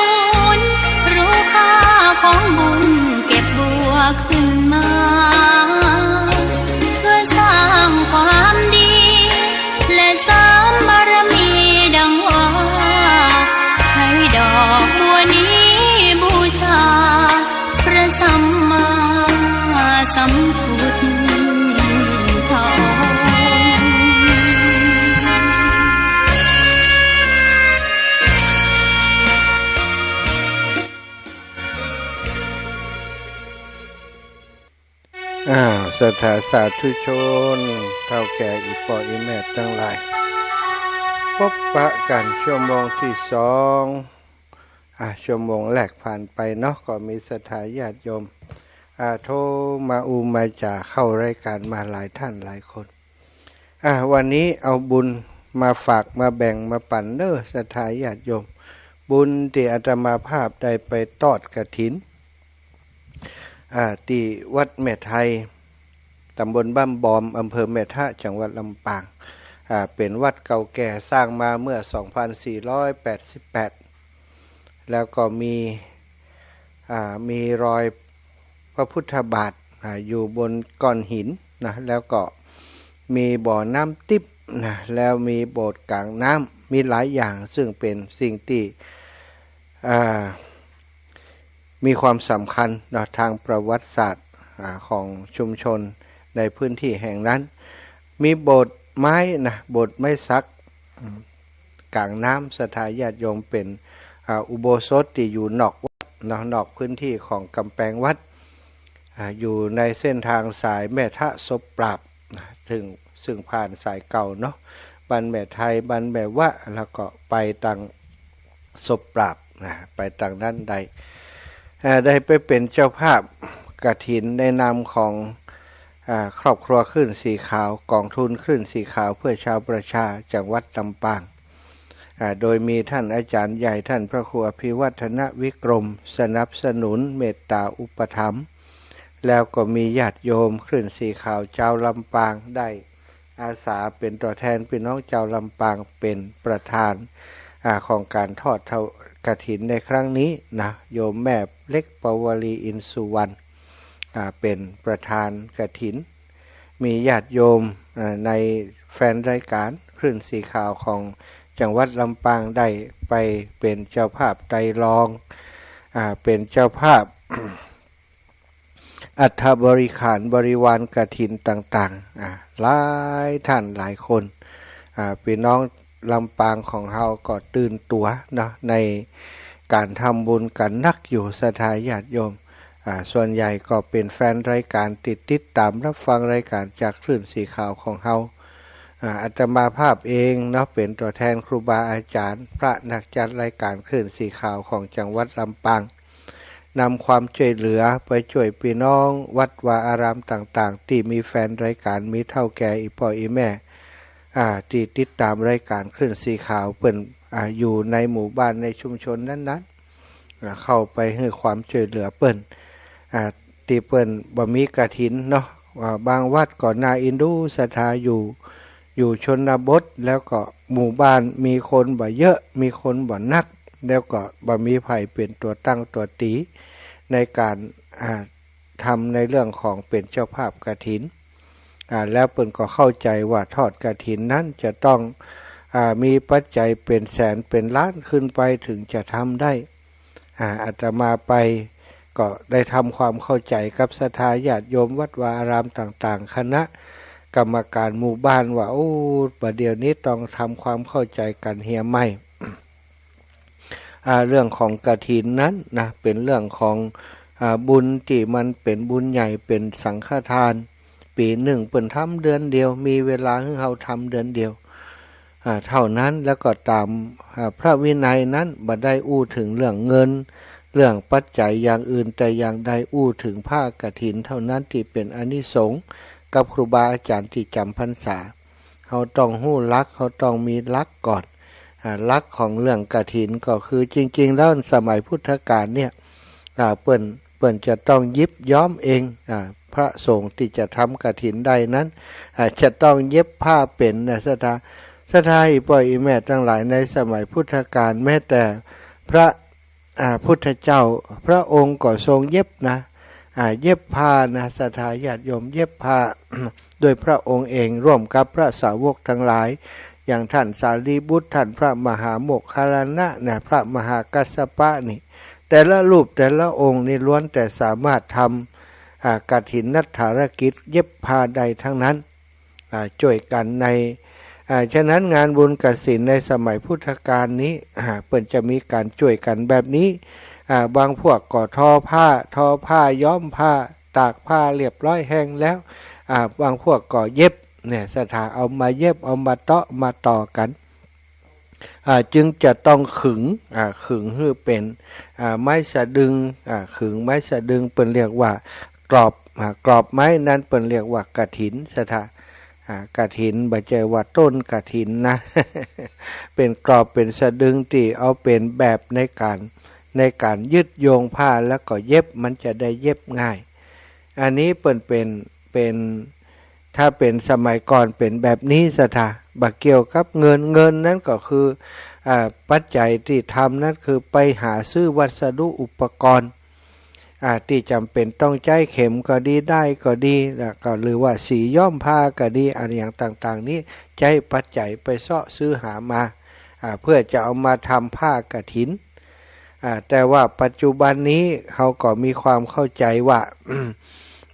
ในเมื่อมีการต้านกฐินแล้วบริวารกฐินก็ควรจะเป็นประโยชน์ในการพัฒนาวัดวาอารามต่างๆจึงมีบริวารกฐินต่างๆนอกจากผ้าแล้วบางที่บางแห่งคือเกือบจะทุกที่มีอัฐบริขารตัวบริขารที่จำเป็นต่อสมณสารูปบอกว่าจะเป็นกองได้กองเข็มแล้วก็รองเท้าสำหรับพระสงฆ์กระติกน้ำฮ้อนนะแล้วก็บาตรตลปัดเนี่ยหลายๆอย่างพวกนี้ก็เป็นบริวารกฐินลามไปถึงเรื่องของวัตถุของใช้ต่างๆที่จำเป็นต้องใช้ในวัดในวาไม้กวาดก็ดีจอบเสียมก็ดีไฟก็ดีเลื่อยก็ดีมีดก็ดีเนี่ยศรัทธามีดมุยอย่างต่างๆมีโมดนะอันนี้คือส่วนของบริวารกฐินบริวารกฐินนี้ถ้าอู้ตามลักแล้วจะมีก็ได้จะมีก็ดีบ่มีก็ได้บ่มีก็ได้มีแต่ผ้าก็ได้แล้วเนาะแต่บัดเดี๋ยวนี้ส่วนใหญ่ก็คืออย่างน้อยก็จะต้องมีของพวกนี้เพื่อจะเป็นองค์ประกอบของกฐินเอาไปเอามาคนยุคปัจจุบันก็เข้าใจว่าสิ่งสำคัญของกฐินนั้นจะต้องมีครบหมดทุกอย่างทุกประการทุกอย่างทุกประการแล้วก็นักเข้าไปกว่านั้นก็คือคนส่วนใหญ่ก็เข้าใจว่ากฐินก็คือต้นสตังค์นะสตังค์ที่จะเอาไปถวายวัดวาอารามต่างๆจะต้องเป็นแสนขึ้นถึงจะเป็นเจ้าภาพได้บ่มีเงินแสนบ่ต้องสะไปเป็นเจ้าภาพกฐินเนี่ยคนยุคหนึ่งสมัยหนึ่งได้กล่าวอย่างนี้ก็เลยเกิดความเข้าใจที่คลาดเคลื่อนไปทำให้โอกาสในการจะรับกฐินของวัดวาอารามต่างๆตามแถวชนบทบ่ค่อยมีแล้วก็บางช่วงบางยุคหรือว่าบางที่เพิ่นก็ถือว่าจะต้องมีภิกษุจำพรรษา5 รูปขึ้นไปในอาวาสอารามนั้นๆถึงจะรับกฐินได้ต่อมาครูบาอาจารย์นักปราชญ์ทางพระพุทธศาสนาก็ได้อธิบายว่า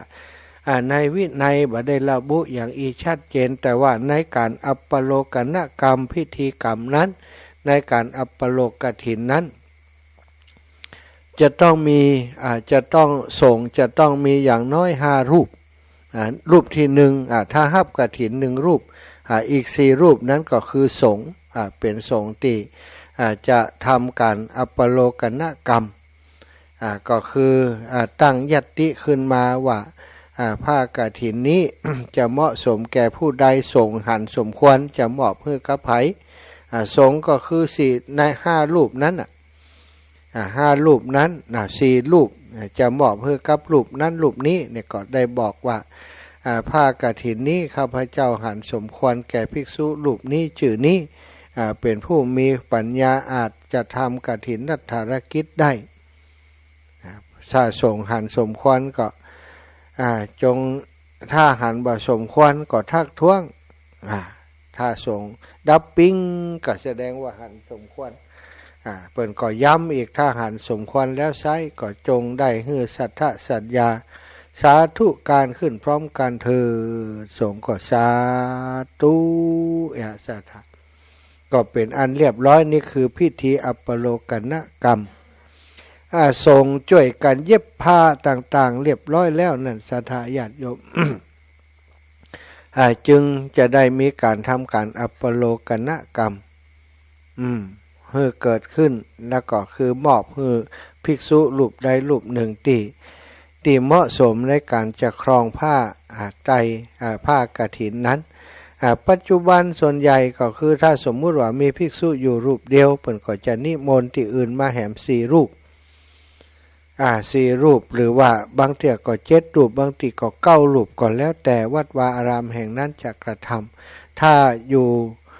เข้าโบสถ์ลงอุโบสถด้วยกันหลายๆวัดนะเพิ่นก็อาจจะนิมนต์7 รูป9 รูปก็แล้วแต่หรือว่าถ้าบ่มีนัก5 รูปรวมถึงผู้ที่จะรับกฐินก็เพียงพอแล้ว อย่างวัดแม่ไทยวันนี้เนาะก็ได้นิมนต์5 รูปนะ5 รูปมาทำสังฆกรรมทานกฐินในวันนี้มีศรัทธาญาติโยมเจ้าลำปางที่ฟังรายการขึ้นสีขาวบอกคิดว่าจะไปนักไปหลายอย่างอันศรัทธาญาติโยมปรากฏว่าวันนี้นี่อิ่มบุญไปตามๆกันมีศรัทธาญาติโยมเปิ่นเหมารถเหมาลากันไปตึงจ่างฟ้อนตึงศรัทธาที่ไปหอมบุญก็ไปกันนักกันหลายต้องขอบคุณทุกท่านทุกคนที่ปากันไปวันนี้พี่น้องต่างๆจังหวัด หลายท่านหลายคนก็โอนปัจจัยให้อาตมาไปปักตนสตังห่อมบุญหอมบุญกับเปิ้นวันนี้ เฉพาะที่ได้รับการอุปถัมภ์จากท่านอาจารย์พระครูอภิวัฒนวิกรมผ่านกองทุนคลื่นสีขาวไปก็ 30,000 กว่าบาทส่วนที่ศรัทธาญาติโยมให้ห้อมกันพี่น้องเจ้าบ้านเป็นเจ้าภาพกันคนละกองแหมศรัทธาที่ไปร่วมบุญในวันนี้กับปักต้นร่วมกันไปแหมก่อนน่าจะได้หลายสตังค์อยู่พอที่จะได้ให้ครูบาอาจารย์คณะกรรมการของวัดพระบาทแม่ไทยได้พัฒนาวัดวาอารามบูรณะปฏิสังขรณ์สิ่งที่มันชำรุดทรุดโทรมไปได้ต่อไปอันนี้ก็ยินดีขอขอบคุณกับศรัทธาทุกท่านทุกคนแสดงความยินดีกับศรัทธาพี่น้องบัดพระบาทแม่ไทยทุกท่านทุกคนที่เฮาได้รับความร่วมไม้ร่วมมือจากตั้งครูบาอาจารย์เมตตาอุปถัมภ์และร่วมได้รับความร่วมมือจากศรัทธาญาติโยมที่ไปหอมบุญในวันนี้เนอะก็ขอรักษาคุณงามความดีไว้ที่เฮาได้ทำการต้อนรับขับสู่ดูแลแขกเหลือด้วยดีแล้วก็ที่สำคัญก็คือพัฒนาวัดวาอารามให้เจริญรุ่งเรืองต่อไปตั้งหน้าตราบชั่วลูกชั่วหลานของเฮาร่วมกันต่อไปเพื่อสืบต่ออายุพระพุทธศาสนาเนาะ วันนี้นะศรัทธาญาติโยมอาตมาก็เดินทางมาที่วัดแม่ห้องไคล้นี้เนื่องจากว่าวันพรุ่งนี้จะมีกฐิน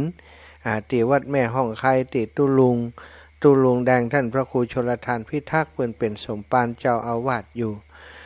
ตุลุงแดงเป็นคนที่มีน้ำใจไมตรีที่ดีต่ออาตมาภาพได้ฮักได้เมตตาอาตมาเหมือนกับลูกศิษย์ลูกหาคนหนึ่งมีกิจกรรมอย่างจะเล็กจะน้อยจะใหญ่จะโตอย่างใดที่อาตมาจัดที่ลำปางโดยเฉพาะโครงการธรรมยตราเพื่อการศึกษาโรงเรียนขนาดเล็กตุลุงก็ได้เมตตาไปร่วม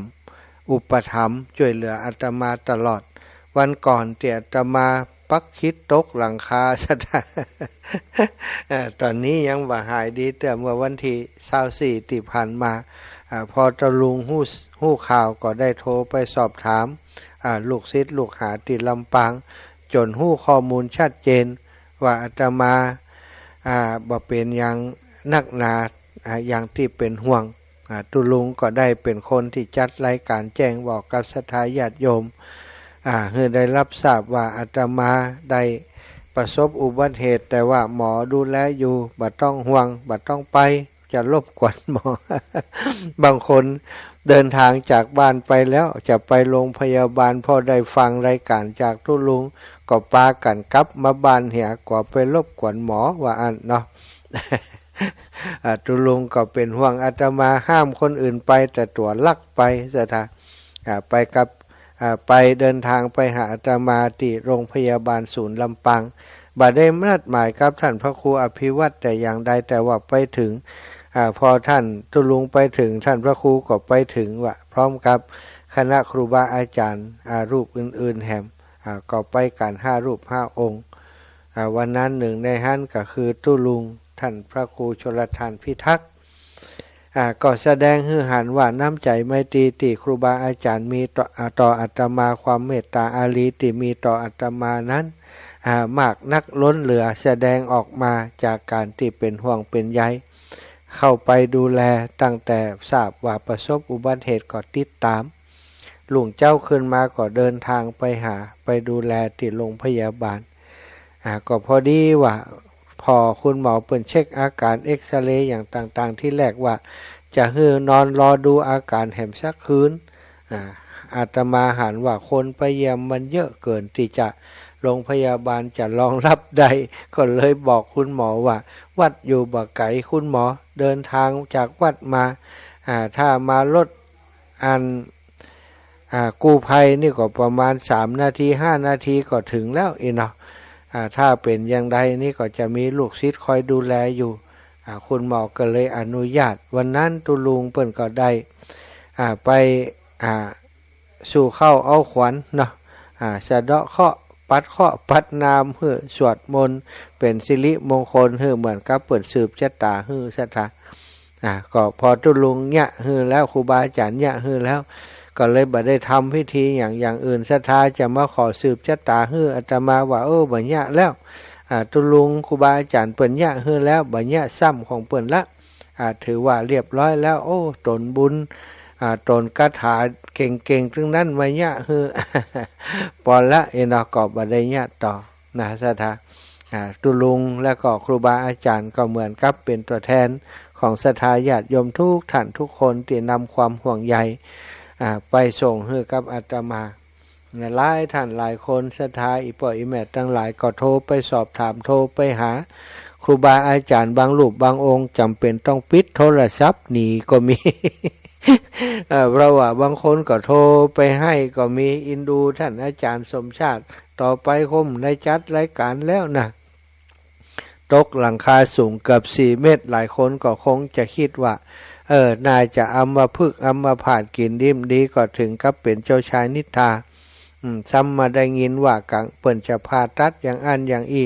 เขาก็เปิ้นก็เป็นกังวลกันเป็นห่วงเป็นใยไปอาตมารู้สึกสำนึกถึงบุญคุณของศรัทธาญาติโยมทุกคนที่ส่งกำลังคิดส่งกำลังใจส่งความห่วงใย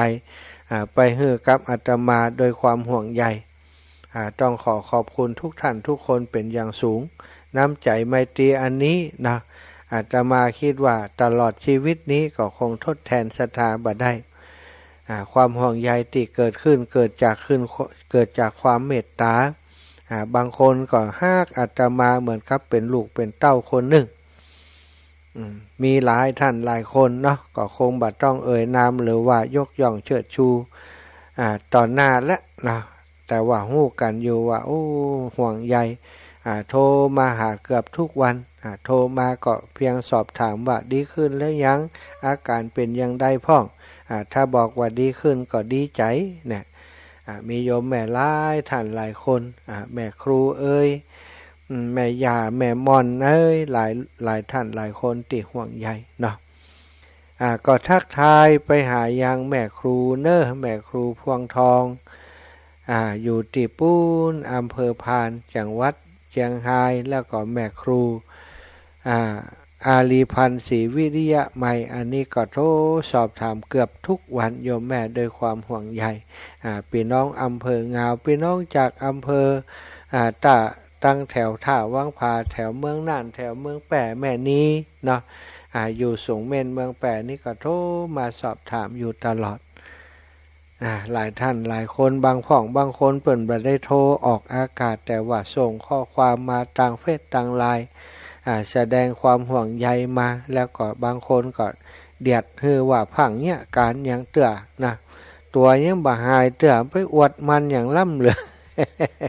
โดนด่าไปเนาะก็ฮักกันเป็นลูกเป็นเต้าจึงได้กาว่ากล้าห้ามกล้าตักกล้าเตือนต้องขอบคุณเนอะครับอีแม่อีปอดทุกท่านทุกคนก็เป็นบุญเนาะเป็นบุญเป็นกุศลที่ปีนี้นะได้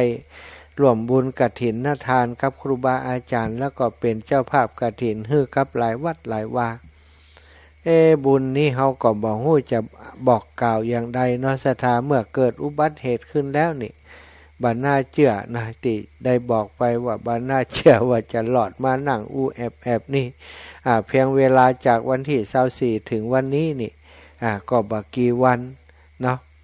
จริงๆแล้วก็ตั้งแต่วันที่2นั่นแหละก่อนจะเข้ารายการอยู่แต่ปรากฏว่าฤทธิ์ยาที่มีอยู่ในตัวทำให้เหมือนครับจะเป็นปินะเลยบ่ได้จัดรายการต่อสวดมนต์ไหว้พระแล้วอุชกรรมนี่เป็นปิเหียนะนั่นก็ถือว่าอัน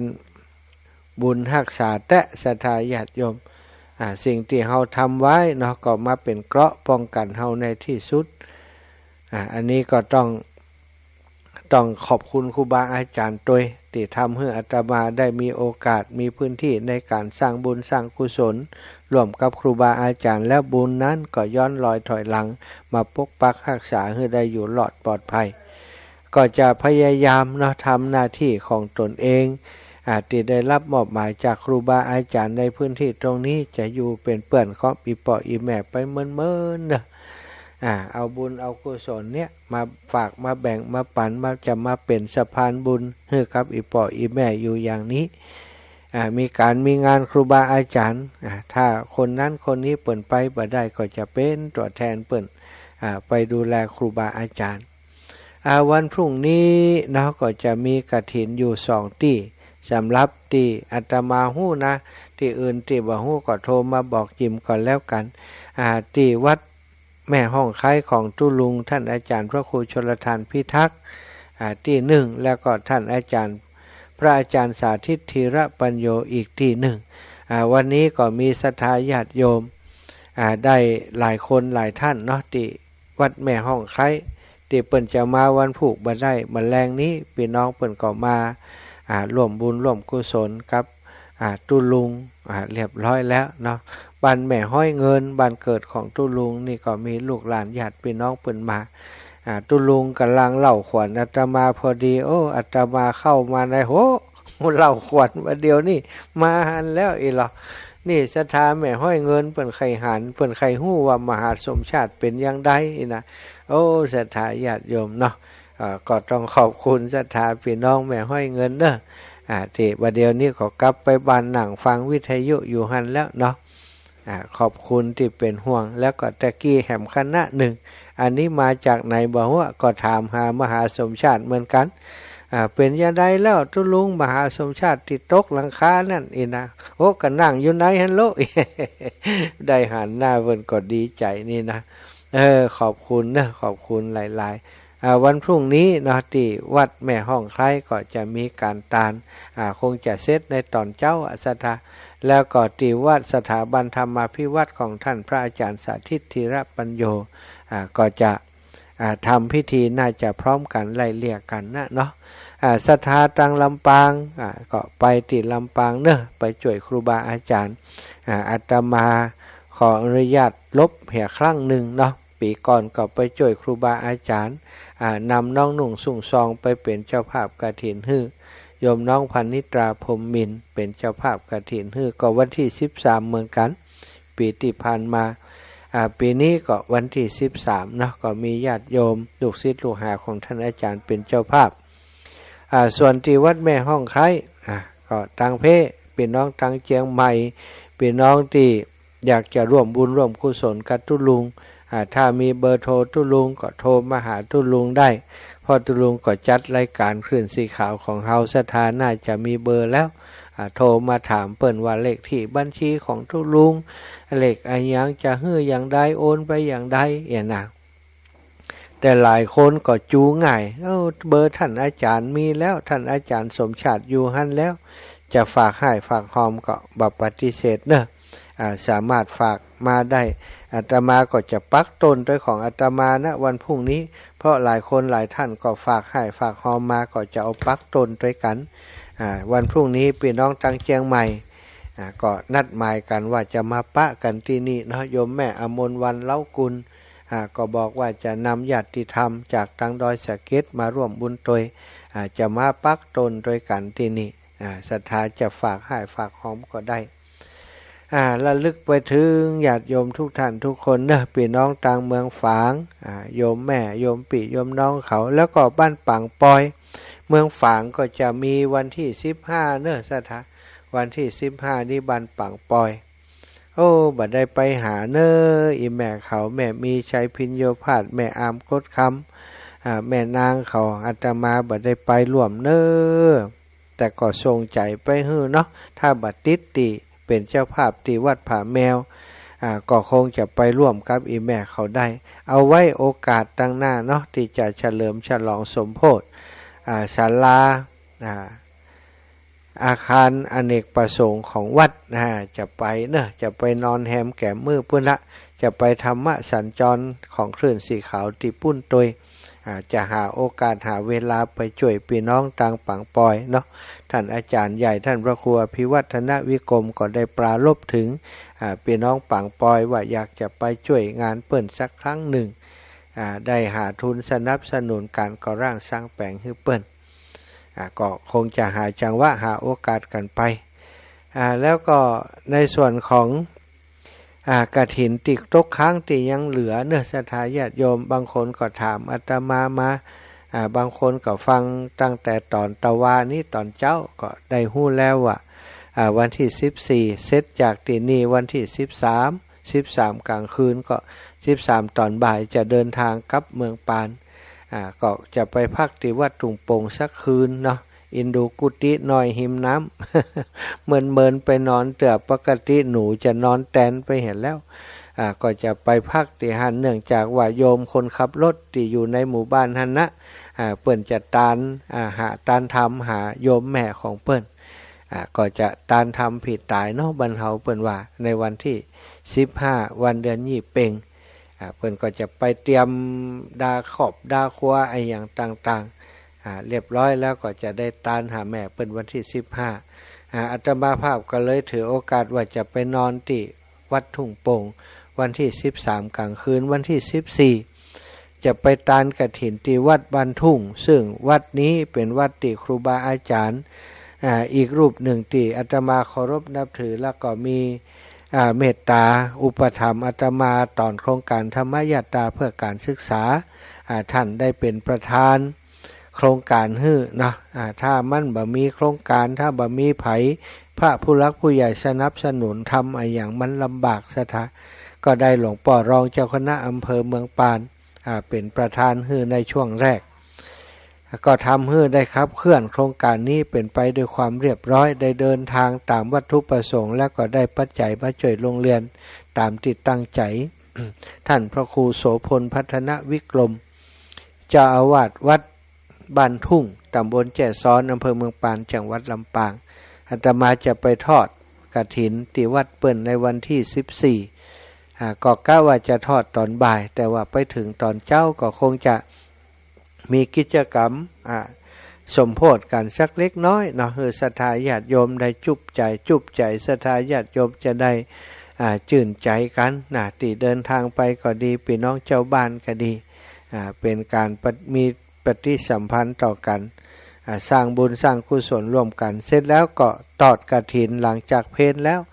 ก็จะทอดกฐินคือถ้าทอดตอนเช้าบางคนเดินทางจากในเวียงไปอาจจะถึง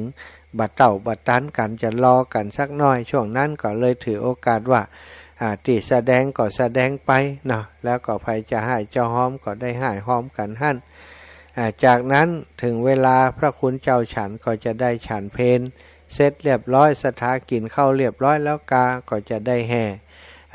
องค์กฐินรอบวิหารรอบอุโบสถรอบวิหารเรียบร้อยก็จะทำพิธีทอดถวายก็คงใช้เวลาบ่เมินนานสำหรับการทอดถวายเนาะที่วัดบ้านทุ่งตำบลแจ้ซ้อนในวันที่14แล้ววันที่15วันสุดท้ายสถาอันนี้ก็อู้กันมาเมินแล้วนะทีแรกว่าคงจะมีวัดเดียวอันเนาะแต่ต่อมานี่มีวัดอื่นๆเสียบมา 4-5 วัดที่ฮับเป็นวัดแรกก็คือวัดผาแมวศรัทธาญาติโยมที่เป็นกฐินที่เปิ้นบ่มีเนาะแล้วไปปวารณา เป็นเจ้าภาพเพื่อเปิ้นที่วัดผาแมว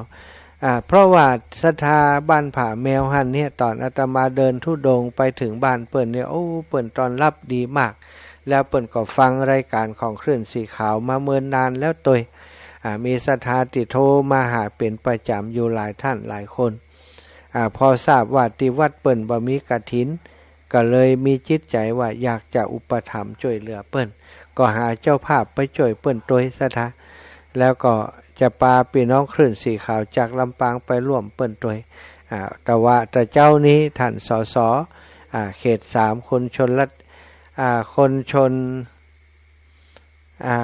นพิษชนอะไรอย่างนี้ จำชื่อเพิ่นมาได้ครับลูกศิษย์คุณค่าของท่านอาจารย์สาธิตธีรปัญโยสสเขต3พรรคพลังประชาชนจะไปร่วมงานตัวเนาะอันนี้ก็เปิ้นบอกให้แต่เจ้านี้นะละศรัทธาญาติโยมชั่วโมงที่2ก็คงจะอู้ถึงเรื่องกฐินนี้แล้วก็เรื่องของงานลอยกระทงที่จะถึงนี้ในวันที่15เนาะศรัทธาญาติโยมหลายหมู่บ้านเพิ่นก็จัดงานเตรียมเรื่องของกิจกรรมลอยกระทงกันเยอะอยู่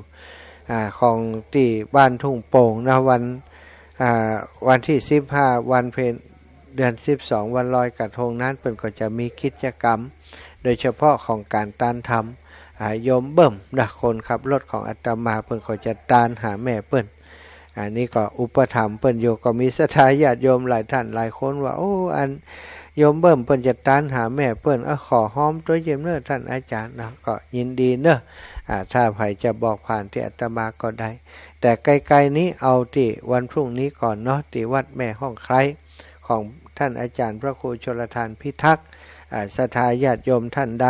ที่มีเบอร์โทรท่านอาจารย์ก็โทรหาเปิ้นเน้อหรือว่าที่มี Facebook ก็ดูที่หน้า Facebook เนาะเพราะว่าเปิ้นมีเลขที่บัญชีอย่างขึ้นให้ตัวก็สามารถโอนปัจจัยมาสนับสนุนร่วมบุญกับกฐินของ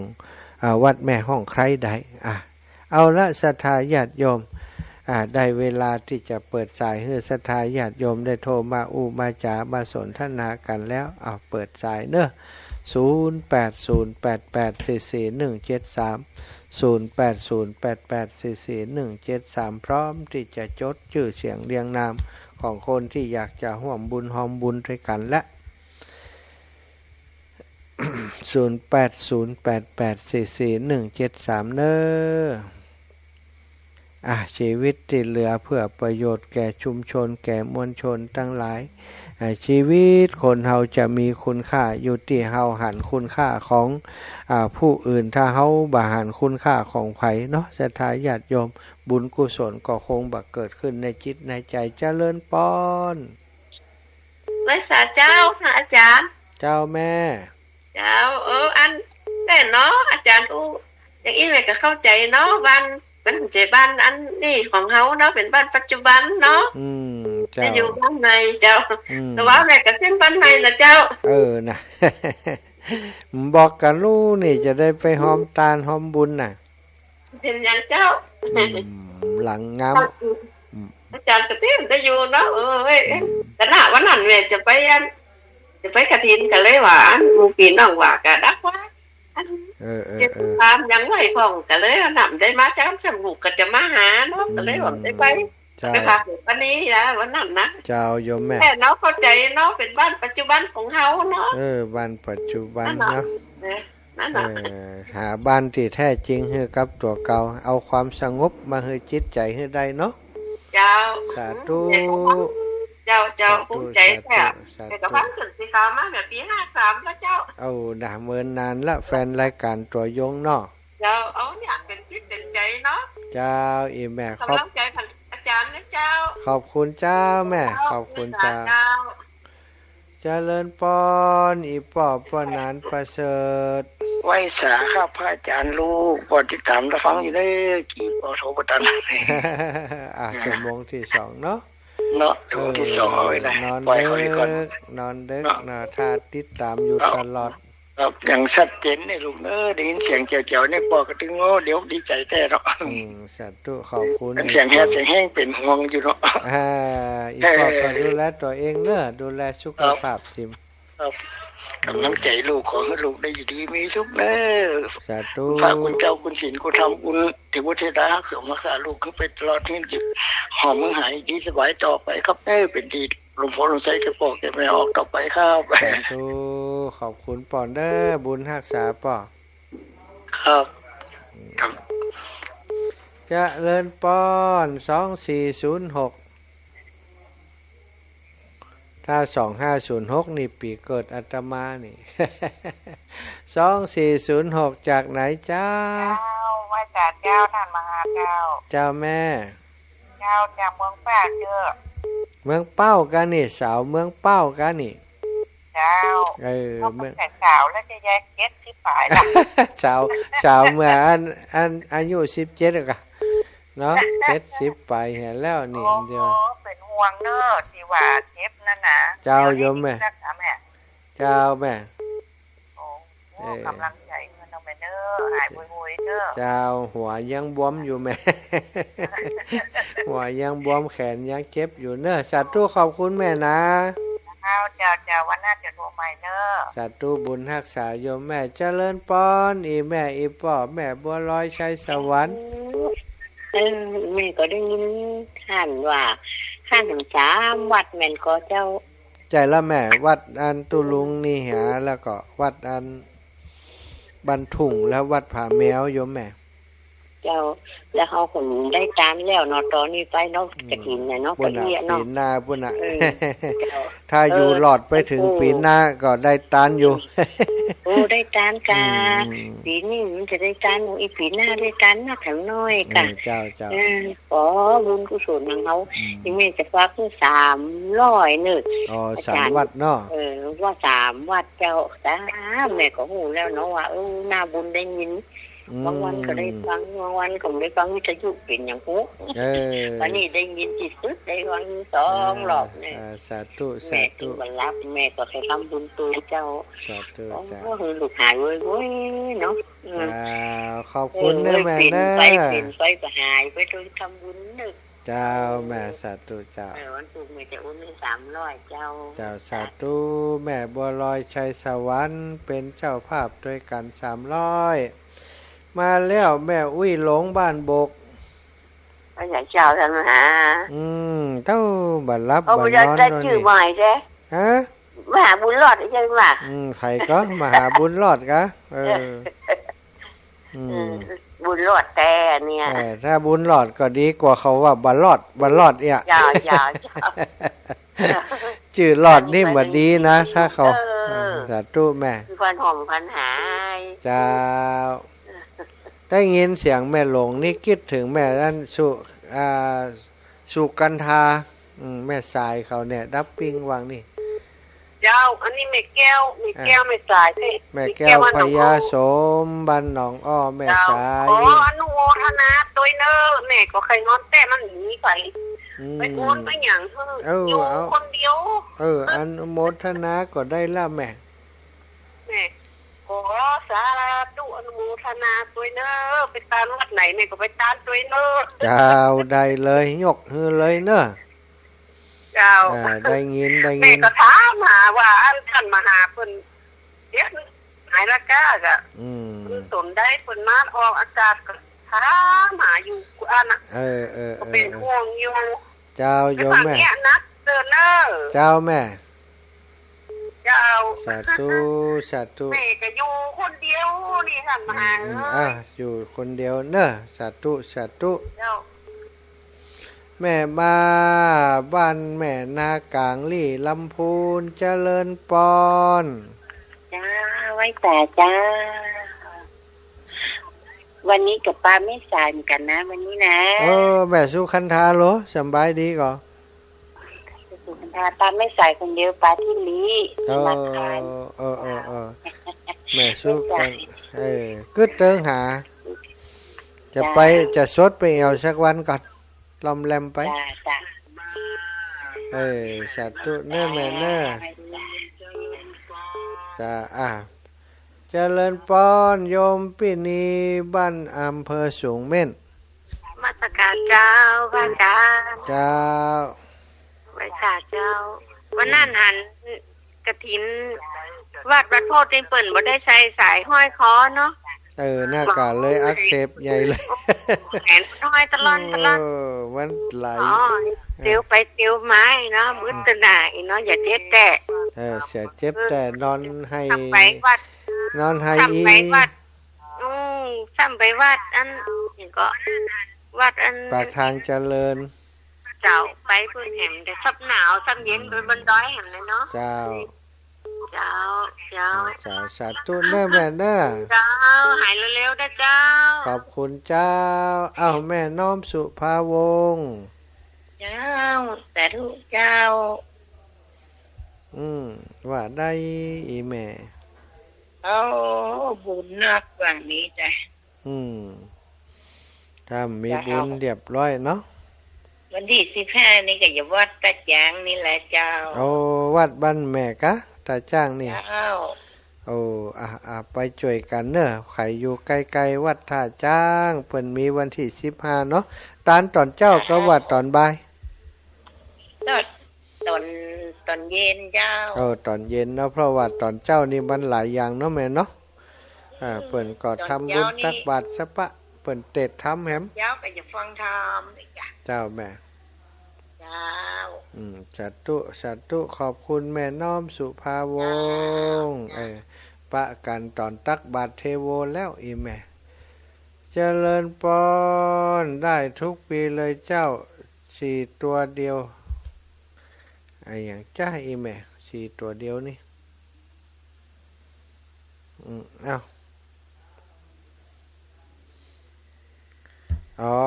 นึกว่าอย่างสาธุเหลือเวลา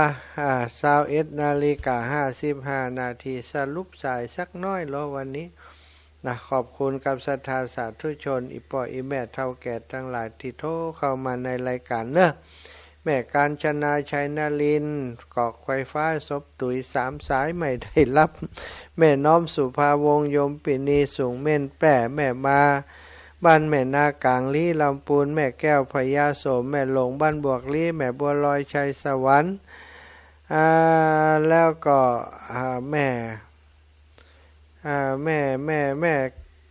สุกแก้วคำอ้วนสีโพธารามยางเนื่องสารปีแม่กาญจนาชัยนรินทร์เจริญปอนกับภาษาเจ้าแม่แม่รวมบุญคือวัดห้องไข่วัน6นี่51วัดแม่ห้องไข่50แม่กาญจนาเขาจ้าตัวเขาแม่ไว้ดีเนอะจนาแล้วก็วัดอย่างก็ผาแมวทำ50เนอะ50บวก50เจ้าส่งวัดนี่เจ้าสาธุไม่ลืมบรรพุกจะปักฮือเนอะสาธุ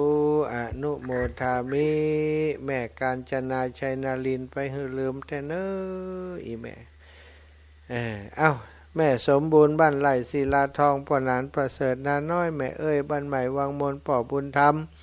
แม่รัตนาโป่งหนองแม่เพ็ญณลำปูนแม่มะลิวันพิเคราะห์งานแม่ฉลาดจากแก่ซ่อนแม่สายทองธัญแก้วบ้านหงลำปูนแม่สีทอน